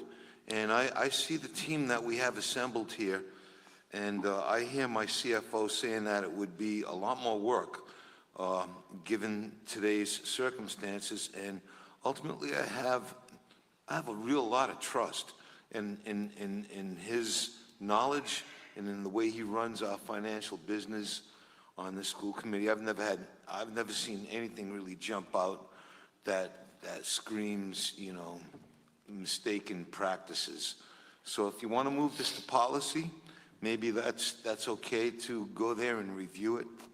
But as far as the $10,000 versus $25,000 threshold, I really don't want to overburden our staff working, our administrative staff or their staff. You know, I think it's fine just the way it is, and that's why I'm going to keep it. Mr. Aguirre? So to just go back to the compensation, we had People Incorporated as a partner. That contract ended at the end of the school year. I think it was controversial. I think people internally and externally kind of knew that they were duplicating services that we were getting, and they probably shouldn't have got another contract, if we're being honest. At the end of the day, that contract ended. The point I'm making is that the school committee had no say, and because of the threshold, superintendent was allowed to give what I would say is a gift contract to just say, okay, we know that this person's going to work here. The last contract went through and it was over. There was disclosures filed. All of that stuff happened last year. This time, no disclosures, no information to the school committee. We just find out that we extended the People Incorporated contract for a short amount of money. But a month earlier in the summer, we brought all the other partners to us for contracts, for full contracts. So I'm not mistaken here. It's very clear that by having that threshold at that number allowed, and I'll say it, I don't think it was above board. I think it was just, we're going to just give a contract there. We wasted some money, and then we find out, well, by the way, we're doing basically, they were doing everything that we should be doing in our schools. So the contract language in fiduciary responsibility in the school committee is that we have 25 grand, then that same thing can happen again if we don't do something about it. That's why I'm bringing it up. And it needs to be discussed in policy that if we don't have those limits and some fiscal controls, the next time it can be just another 20 grand for something else, 22 grand for something else. We do it a lot, and I maintain 100% my opinion that was not done the right way. I yield. Mr. Dias? In order to compromise with my colleagues who brought up, bringing up the policy subcommittee, I think that's fair and that's fine.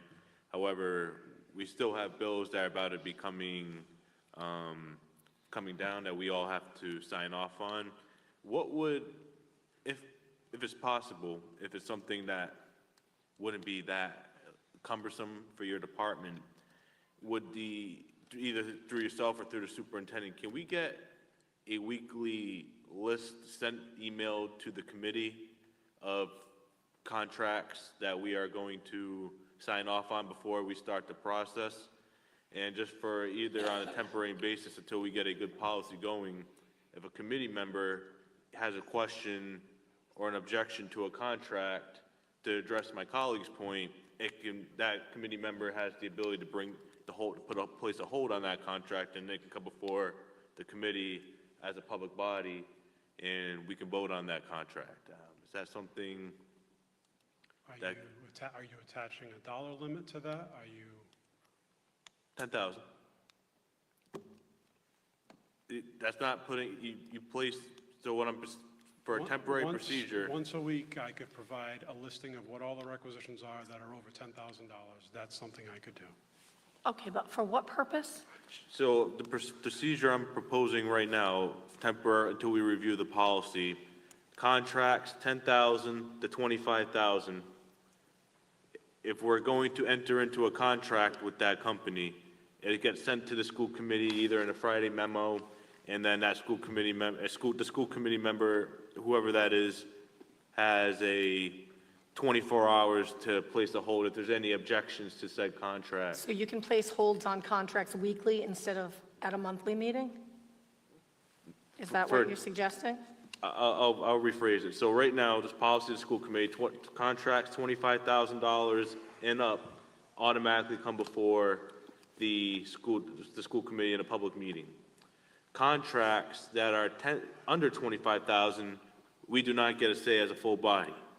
What I am proposing, contracts that are $10,000 to $25,000, instead of having to wait for them and temporarily come before the entire committee, they are sent in a weekly email of, okay, these are the contracts we are about to potentially enter into. Is there any objection? If not, 24 hours, you can enter into them. That's what I'm I proposing. have an objection, because right now, it takes the vote of a committee to block a contract. Correct. And what you're proposing is that any singular member No. could put a hold. Put a hold, and it comes before the full committee for a vote in a public meeting. So I mean, Yeah. I don't get a vote, but I do not think that's a good idea. No. All right, we'll vote on the motion. Mr. Corey? My only comment to that, it just doesn't feel expeditious to me, that's all. I yield. Okay, so I'm so lost. What are we voting on? What's the motion? Lower the threshold to 10,000. Well, lower the threshold on all contracts to 10,000. I have a second. Make a motion to refer it to policy subcommittee. Second. So now the vote is to send that amendment to policy committee to examine the ability to lower the threshold to 10,000. Okay. Deb, call the roll. I have a motion, a second. To send what? To send it Send it to policy. Policy, okay. Mr. Agia? Yes. Mr. Dias? Yes. Mr. Corey? No. Mr. Monas? Yes. Ms. Riley? Yes. Ms. Stewart? Yes. Mayor Coogan? Yes. Mr. Chair, one last thing I wish to bring up. Yeah. Thank you. So, either myself or my colleague have brought this up before. We voted on it, and unfortunately, we haven't had the votes in the past. However, it is our fiduciary responsibility to guide the administration in the right direction in terms of audits, in terms of reviews. This committee, before the current superintendent, was promised an audit of facilities and operations and of HR. We received the Collins Center review, which provides detailed, accurate information and a roadmap to lead in the right direction. However, it did not go far enough in accountability as to what the specific issues are. Again, this committee has received allegations of misuse of overtime, use of an illegal garage. We've gone, I believe, at least $400,000. Mr. Dias, where is this related to the year-to-date budget report? We have a budget report, and it's important that we enact policies, we enact procedures, and we take steps to make sure we are fully on track. I don't think what you're talking about with the Collins report is related to that, but try to narrow your focus, please. So that was basically what I had to say. We have the Collins Center report, which highlighted several issues within financial issues, not necessarily with Mr. Almeida, but with facilities, and there were some issues with HR. So I'd like to make a motion that the school committee direct the superintendent to order an outside audit of facilities and operation and focus on overtime, use of equipment, expenditures, efficiency, the following of policies over the last 6 years, and with HR, a compliance/operational audit over the past 6 years to highlight issues and inefficiencies we can build on. Do I have a second on that? Second. A motion and a second. I just think that's redundant, but keep firing away. Deb, call the roll. Mr. Agia? Yes.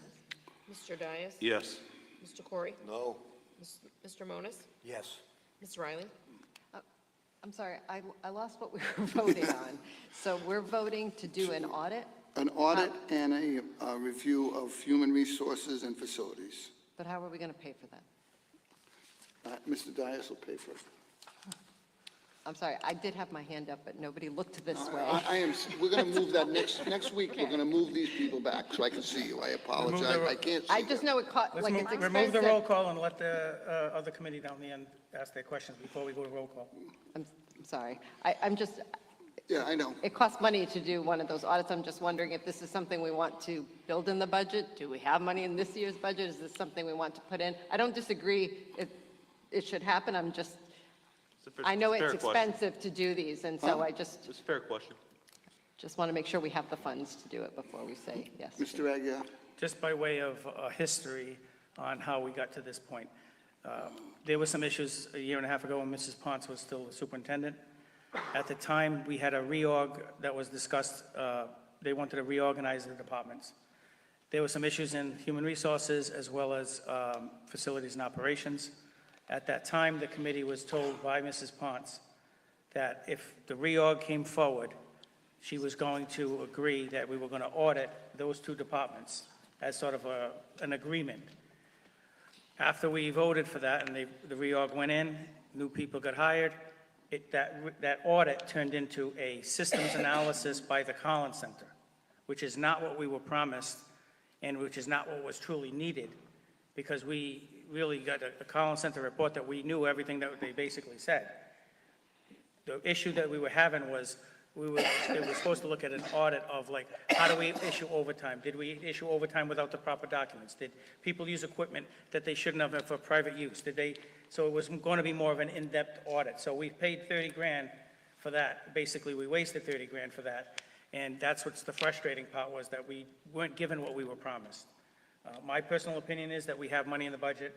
As I was talking to Mr. Almeida before about those other line items that we don't see, but we know are there. So we do have some money that we could do an audit. I just think it's something that we need to move forward and then maybe do some sort of an RFP or something to determine what is it going to cost. But I think it just needs to take the next step. And then we could look at the scope of it or something, but I would like to get it just somewhere. If it says it's going to cost us $200,000 to audit the departments, that's a different story than if it was going to cost us $40,000. So I just think this vote should happen to take the next step, and maybe we look into what does that mean. I'm the chair of the Facilities Committee. Now, maybe we won't need this if we do some different things there, but I think it just needs to be explored, then take the next step to explore it. Mr. Chair? I yield. If I can amend my motion, I will amend the language that we direct the superintendent to seek out RFQs and come back to the committee with some options that we can explore and have an in-depth conversation. Thank you. Okay. A motion is to seek out some RFQs, find out what this is going to cost us to do the audit and the and the human resources evaluation. Deb, call the roll. Do we have a motion second on that one? Mr. Dias made that motion to amend it with the seek of RFQs. Second? I have a motion second. Deb, call the roll. Mr. Agia? Yes. Mr. Dias? Yes. Mr. Corey? No. Mr. Monas? Yes. Ms. Riley? Yes. Ms. Stewart? Yes. Mayor Coogan? No. Now on the discussion and vote to approve the year-to-date budget report. Motion so made. I have a motion and a second. Second. Deb, call the roll on that one. 11:11. Mr. Agia? Yes. Mr. Dias? Yes. Mr. Corey? Yes. Mr. Monas? Yes. Ms. Riley? Yes. Ms. Stewart? Yes. Mayor Coogan? Yes. 11:12 is an update on net school spending. Mr. Almeida? I'm sorry about this one. I was not aware of this one until this morning, and it's on me because I was not in on Friday. So, but with that being said, I don't have any documents for you tonight, but I will have the documents for you for Friday to hand out. But just a quick update. So the net school spending is the issue, or the item that's up for discussion is on insurance and how the insurance has been reported on the end of the year report, and whether or not we've been getting credited for the stop-loss reimbursements and the prescription rebates. And, the one thing that that did all bring to light, and I know it's something that the school committee is, looking for us to do, is we are in the process of, discussing the indirect cost agreement Nothing's been, finalized or anything, but one of the items is the discussion on, these reimbursements and how they're going to be applied for us on the school side moving forward. And so those are the items that this is, the big item in the indirect cost agreement that is kind of like up in the air at this point, that we will be, that we continue to discuss and move forward with. And so over the last 3 years, we'll say, the reimbursements, between the prescription rebates and the stop-loss reimbursements have totaled, over, $2 million in FY23, about $2 million in FY24, and then last year, it totaled about $5 million. And so all those reimbursements have happened over the last several years. In addition to that, and so the reason why I prepared the insurance the way that I had it, set up for you tonight is because I think that will be the discussion points moving forward and how we're going to get credit for the reimbursements for stop loss and for prescriptions, and whether or not it be based on what the current year is or whether we get credit for what was received in the previous year. And so with that being said, it would be, I think, the method of recognizing something that's received in the previous year to offset future year's expenses, I think, is the approach that we should take. And so that's the reason why I provided that format the way that I did for the insurance previously with the year-to-date report, so that you have it there. So at this time, we brought I brought the issue to Jay Sullivan, and Jay Sullivan indicated that he spoke with the DOR regarding the stop-loss reimbursements and the prescription reimbursements. And essentially, his response was he spoke with the DOR, and they say that the stop-loss reimbursements get the Point of information, that information you're reading, we don't have that in our backup? No, because I had a day off on Friday. I had a scheduled appointment, and this item was not on the agenda prior to Friday, so it was put on Friday when I was not here. So I was not aware that an item was added on Friday. Okay.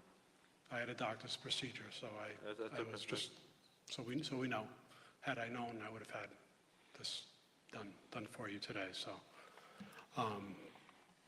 essentially, Mr. Sullivan indicated that all city and school employees that receive health insurance from the city benefit from these, so the school department does not share in the revenues. I responded to Mr. Sullivan and said, I gave him the scenario and what we believe and how it should work. And he essentially said that he's not opposed to it, but that the DOR is the final arbiter to the decision. And so that's kind of where we are with the reimbursement piece at this point. So in order to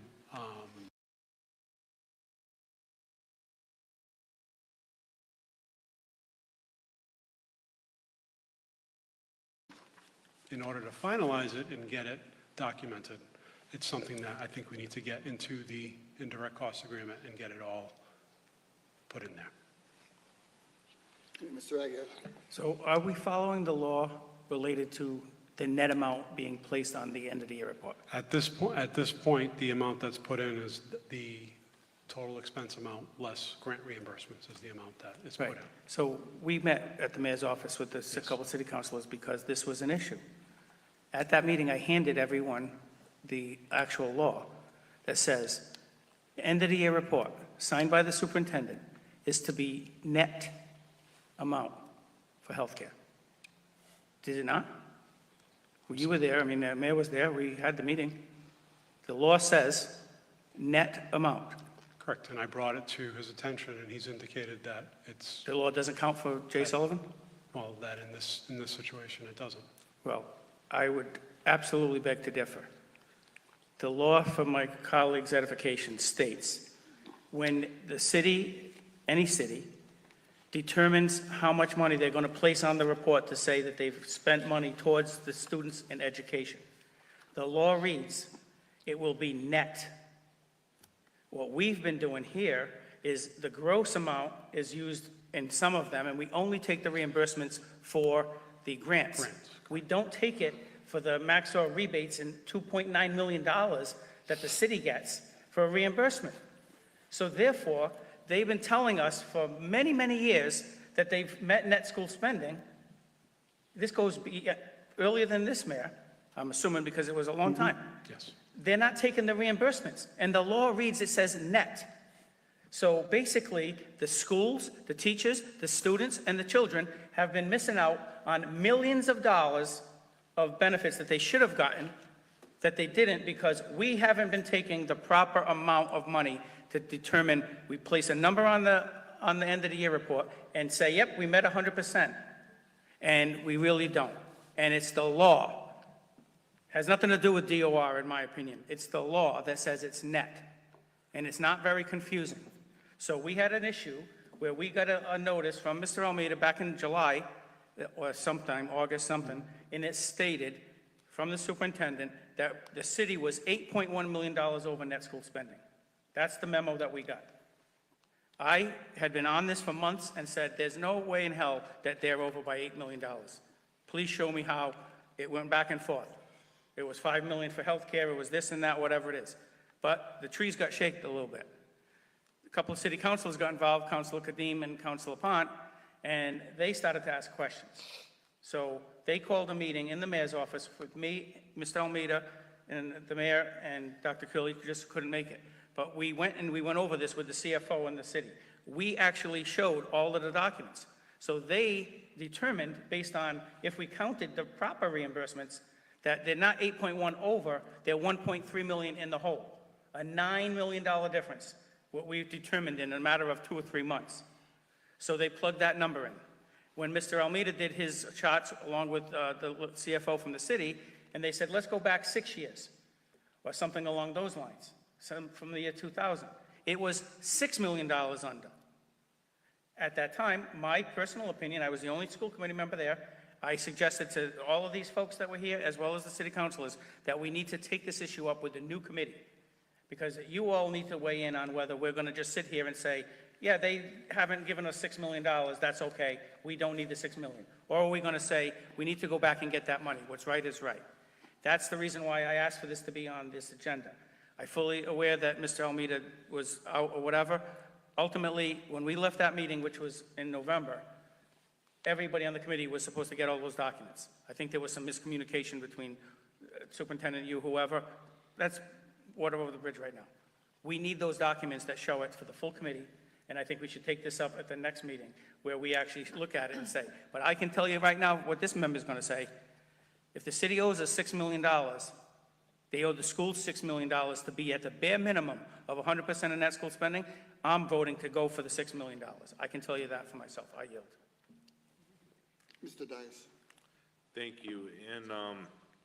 And as one member myself, that's something in order for the betterment of our educators, our staff, and the Fall River Public Schools, it's important that we take this issue seriously. We could ask for documents. I could see the issue. No offense to the city, I don't see the city fully cooperating with us on that issue. I believe it's important if we are to seriously take this on, and the benefits outweigh the liabilities in doing so, I believe it's important that we retain outside legal counsel to look into this matter a little bit more. So I'd like to make a motion, the school committee, through our superintendent, reach out to different outside legal counsel to potentially represent us in our case against the city. Second with a question. Mr. Aguirre. So I seconded it just so we could have a discussion about it. I firmly do not believe that we need an outside legal. What we need is, we finally got the information, so we all got the information. The councilors got the information, the mayor got the information, the CFO got the information.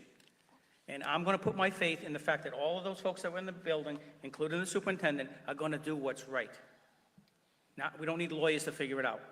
You know Mr. Almeida because I showed you, and I showed the mayor, and I showed all of them. Here's the document, what the law says. They haven't been giving us the proper reimbursements. So I'm putting my faith in the fact that by next month, we're going to have this addressed, and that the city, if they owe us money to be at 100% of net school spending, they should do what's right and give us the money, whether it's a staggered plan or whatever it is.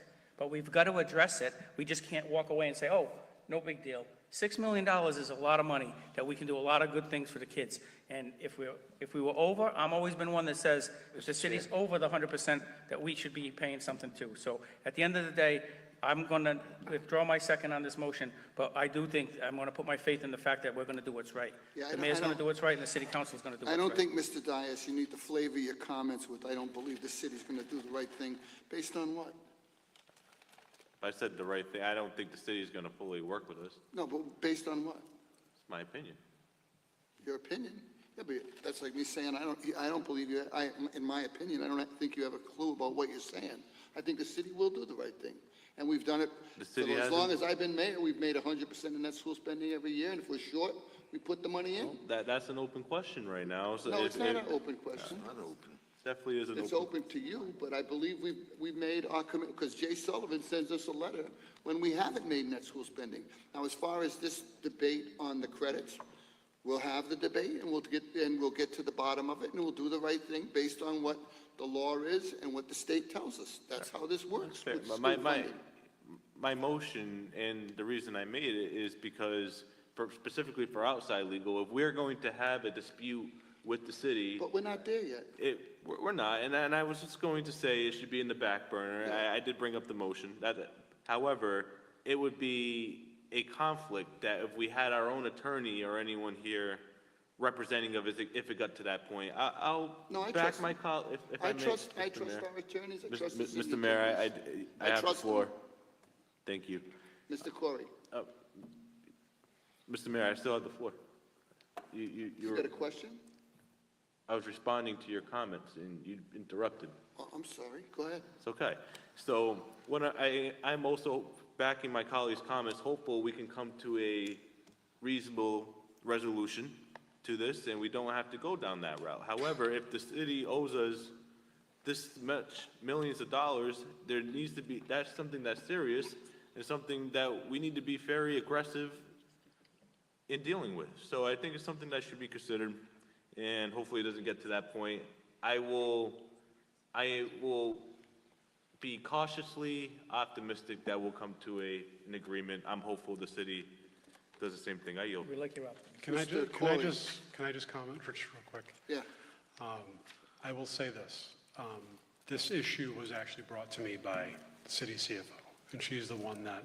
But Mr. She's Almeida, the- you got to get on your mic, I can't Oh, hear you, sorry. I'm sorry. She's the one that indicated that we were not getting these credits all along and was wanting to work with us to make sure that these credits happen moving forward. So I do give credit to her because Who brought this to you? Your CFO. Emily did. Yeah, Emily, yeah. Yeah. She's the one that's been looking at it, and she's the one that was at our Yes. meeting that day with Kevin. We'll get to the bottom of it. I'm optimistic that we can get this agreed upon. I just think we'll put it on the agenda for next month. Between now and then, we got 30 days to put all our heads together. And I think the city wants to do right by us. I think the city councilors want to do right City by us. found it. The debate's going to just be whether we go back how many years. That's the debate that I think this committee needs to weigh in on. And I believe firmly that you shouldn't just limit it. If it was not done correctly, we shouldn't just limit it to, the last couple of years of an end-of-the-year report.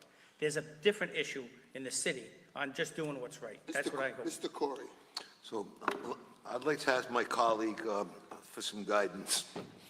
When we passed the Student Opportunity Act, was it so that the city council challenged us on net school spending as a result of the increased monies in the Student Opportunity Act? May I? Yes. No, I'm just asking the mayor, so I don't. No, Mr. Corey, this isn't related in any way, shape, or form. I can give him a quick answer. Yeah. So basically, the quick answer to that is the city council has always been supportive. Student Opportunity Act gives us the amount of money that we need and we deserve for the kids. Yeah. The city council is not balking at this. This is just a matter of we were not aware, nobody was aware that we weren't getting the proper credits. So I'm giving them the credit. Mr. Kadim, Mr. Pont was there. They saw the same thing. the city either has money or doesn't have money, but at the end of the day, 100% of net school spending is the bare minimum that they have to provide. And that's all this is. It's not questioning them, they're not challenging them, but between now and then, they're gonna have to work with us to say, yes, we owe you this money, and here's how we can pay it. So I still have the floor, but my recollection in budget time is that there's been a lot of hemming and hawing right around the net school spending question each year. Each and every year, there seems to be a lot of real discourse about it, you know, that concerns me. I'm not an expert on it. All I know is that the city has met on net school spending in the past couple of budgets, to my recollection. Yeah, the only thing is now, the numbers that we received, which you're gonna get a copy of at some point, is that the city was 1.3 million below. So that's the problem, is we're told that we were 8 million over, the city was 8 million over. Within 3 months, it turned into 1.3 million below net school spending. That's where the issue keeps coming up. So currently, they're 1.3 million below. They carried it into the current year. But if they were 6 million below, that's a bigger number. Thank you, Mr. Okay. Chairman, I yield. That was a good discussion. For your information, we have a number of retirements, resignations, appointments. Motion to accept and place on file. I have a motion. Do I have a second? Do I have a second? Second? Second, thank you. Deb, call the roll. Sorry, just playing my new card. One Go more right ahead. question on this. I know some of the teacher appointments, not everyone's certified. Is their appointment pending certification? We do waivers, 90 days, so they get certified. So that will happen before they Yes. get appointed. Perfect. Thank you. Okay. Mr. Agia? Yes. Mr. Dias? Yes. Mr. Corey? Yes. Mr. Monas? Yes. Ms. Riley? Yes. Ms. Stewart? Yes. Mayor Coogan? Yes, new business, any new business to come Mr. before the Chair. committee? Mr. Dias.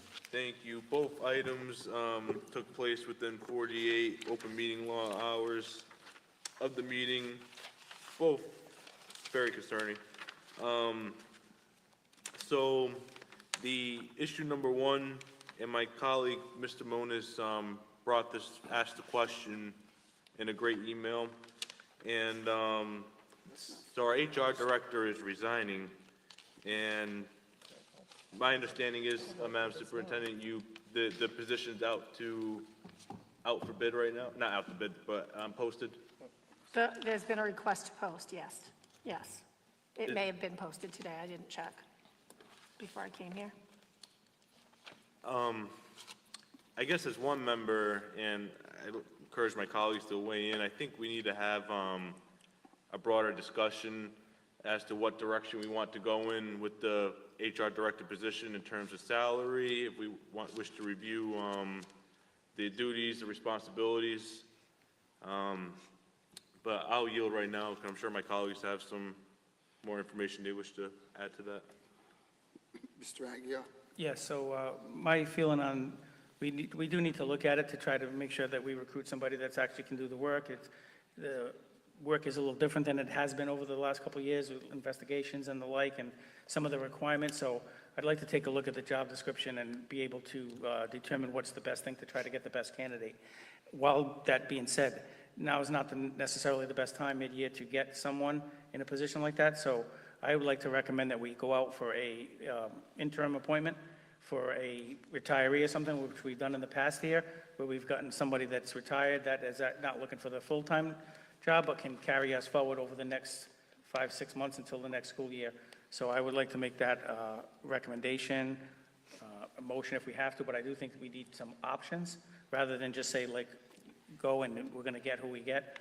I do think we need to have that, we need to offer that flexibility to the administration to look out to see if there's a retiree that can actually come in, hit the ground running, and work it for 6 months or so. And that'll give us time to check the job description, add some things if we wanted to, change some of the things. The urgency of getting it now was just, I think was just, we got the notice and then you'd want to do it right away. So I can appreciate that, just, I think you need to have some flexibility to try to say, let's see if we can get an interim right now, and next month talk about the job description or whatever else we want to change. Anything further to come, Mr. Dias? Yes, one more item, and obviously not going to go in detail. However, we received a communication from a city resident, it was either yesterday or the day before, regarding the Sylvia School. not going to go into the details for obvious reasons. However, we have policies that are in place that address when the school committee receives complaints that we should be following. And I'll just quickly read that policy into the record. Public complaints, this is policy KE. Although no member of the community will be denied the right to bring their complaints to the committee, they will be referred through the proper administrative channels for solution before investigation or action by the committee. Exceptions will be made that when the complaints concern committee actions or committee operations only. The committee believes that complaints are best handled and resolved as close to their origin as possible, and that the professional staff should be given every opportunity to consider the issues and attempt to resolve the problem prior to involvement by the committee. Therefore, the proper channeling of complaints involving instruction, discipline, or learning materials will be as follows. Teacher, school building administrator, superintendent, school committee. If a complaint which has been presented to the committee and referred back to the proper channels is adjusted before it comes back to the school committee, a report on the disposition of the matter will be made to the committee and then placed in the official files. Complaints about school personnel will be investigated fully and fairly. Anonymous complaints will be disregarded. Matters referred to the superintendent and/or school committee must be in writing and should be specific in the terms of the action desired. Last sentence, the committee expects the professional staff to receive complaints courteously and to make proper reply to the complainant. So I'd just like to make a motion, we follow school committee policy and refer the complaint back to the proper channels formally to the superintendent. Thank you. Do I have a second on that motion? Can I Second, I just think it's, interrupt for- isn't Go it ahead, automatic? Deb. Mr. Aguirre made a motion in regards to recommend that an interim be appointed. He made the motion, I did not get a second on that. Didn't get a second. My question, though, Kevin, is how do you know you're going to find an interim? I mean, I know you look and you try, we do that at the city all the time, but how do you even know you can grab somebody now that's an interim? You can do both. Huh? You can do both at the same time, but my thing is, we might have some thoughts on, like, we get the job description presented to us and Yeah. say, okay, so now based on the current needs of the district, we might need to tweak the job description for the actual job. So it's buying you 30 days, but the superintendent can immediately go out with the authorization from us to say, I want to try to look into all of the publications or wherever to find an interim. So that's where basically I'm kind of, Why don't you, as the vice chairman, and I sit down with Tracy and Mr. Lally and see where the weaknesses are in the existing one and go from there? That's fine with you? sounds good, but I think what I would want. I want to is get just- it rolling. Yeah, I just wanted to give the superintendent the opportunity tomorrow to make some calls and say, oh, yeah, I know a retired HR director that's looking for a 6-month employment. Okay. If we were posting the job, it wouldn't look as same, so. All right, so what are we doing on that motion? We gotta I don't, vote on- personally, I don't think it needs to happen, other than Okay. we're kind of giving a direction. Okay, we'll drop that one. Mr. Dias made a motion to follow the policy. Can I have a second for discussion? Sure, a second. Thank you. To answer my colleague's point, actually, my colleague raises a valid question. I would read this language and state that action would need to take place by the committee, and we've received plenty of complaints as a committee throughout the tenure I've been on this committee. Have all those complaints that have been investigated by HR in general that we've received as a committee? I believe the answer is no, but I just want to verify. No, but I don't think the policy is followed by members of the committee either, because I think that members of the committee do start to ask questions and start to perform their own investigations and invite people to email them privately. So it probably is maybe a policy that we need to take a look at to make sure that it's followed by everybody involved. Right, well, in terms of this specific complaint here, I received it as well. And it was read at a subcommittee meeting about a month ago. correct. So I guess as one member, we received the complaint. I'm just trying to follow the policy and have it officially referred to the proper channels, just given the complaint the respect it deserves. I don't want to comment on if there is an investigation, what they're doing. However, we have a role, we have a policy to follow, and it just makes sense just to refer it, and then just to follow the language of the policy, which states, referred back to proper channels, it's adjusted before it comes back to the school committee. A report of the disposition of the matter will be made to the committee and then placed in the official files. That's our policy, so I'll just wish to follow it or get in the habit of following it, so, hey, yield. I think Mr. Aguirre? the point is valid to just, I think this needs to be looked at in policy subcommittee as well, because there's things in that policy that are not happening. I'm not sure if they either could, should, or would, or whatever, like there's more to that than what it is. I think the point that my colleague's making, though, is valid. We get a lot of complaints. A lot of times, people think that we get, like, the answer to those, and there's some personnel stuff, like, it's complicated. So I think I want to withdraw my second. Let's put it in policy subcommittee, and Mr. Dias, as chair, is going to have a lot of work to do coming up. I'm very Thank you. excited, genuinely, very. Do we have a request for executive? Mr. Mayor, I have one item on the new business. Go ahead. It has nothing to do with that. My item is that at the last meeting, we had the superintendent's evaluation, and I was very clear that I didn't think it was done properly, not the content of it, but the composite was not compiled properly. So every year, we've always gotten a composite that articulates like the number, and you get a score, and then the comments are all on a composite. I don't think that happened this time, but we have a new committee now. I just realized today that I'm the chair of the evaluation subcommittee, but I would like to make a motion that we have the order issue guidance or whatever to the secretary to actually complete that composite appropriately, so that as we move forward, we can actually work off of a composite that's done like all the other composites were done prior. Second. Okay, we have a motion and a second on the superintendent's evaluation. You want her to go back and rescore the points? No, basically, what I think didn't happen was everyone gave their numbers. In the past, what we've gotten is if you score, somebody gives 1 point, 2 points, 3 points, you add it up, and then you say, for this, it was 3.3. At each one, it says by law, by rule, you're supposed to put comments on the composite. No composites were done. So I just think it was not completed. It was probably just last minute, whatever happened, I don't know. But all I'm saying is that in whatever time it takes, just when it's convenient, it's no urgency, not changing any of the scores, but fill out the composite like we've done for the prior 6 or 10 years. Okay, we have a motion and a second on that. Deb, give it a call. Mr. Aguirre? Yes. Mr. Dias? Yes. Mr. Corey? Yes. Mr. Monas? Yes. Ms. Riley? Yes. Ms. Stewart? Yes. Mayor Coogan? Do we have a request for executive session? There would be a need, Mayor. Want to read the request? Sure. Okay. Mass General Laws, Chapter 38, Section 21A7, to review and approve executive session minutes for December 8, 2025, regular school committee meeting. Mass General Laws, Chapter 38, Section 21A7, to review and approve the executive session minutes for December 22nd, 2025, grievance subcommittee meeting.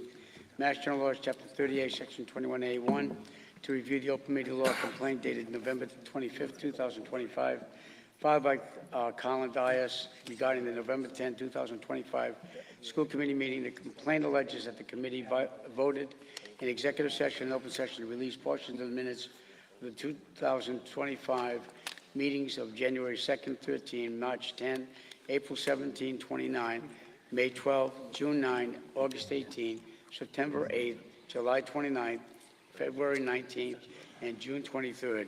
The complaint further alleges the committee did not appropriately release any of the minutes from the meetings as they are all over redacted. Mass General Laws, Chapter 38, Section 21A1, to review the open meeting law complaint dated November 25, 2025, filed by Colin Dias, alleging the Fall River Public Schools Redistricting Working Group is a de facto advisory committee of the Fall River School Committee, and that the Fall River Public Schools Redistricting Working Committee Group held unposted secretive meetings on the following dates in 2025: August 4 and 13, September 3 and 24, October 8 and 15, and November 12 and 19.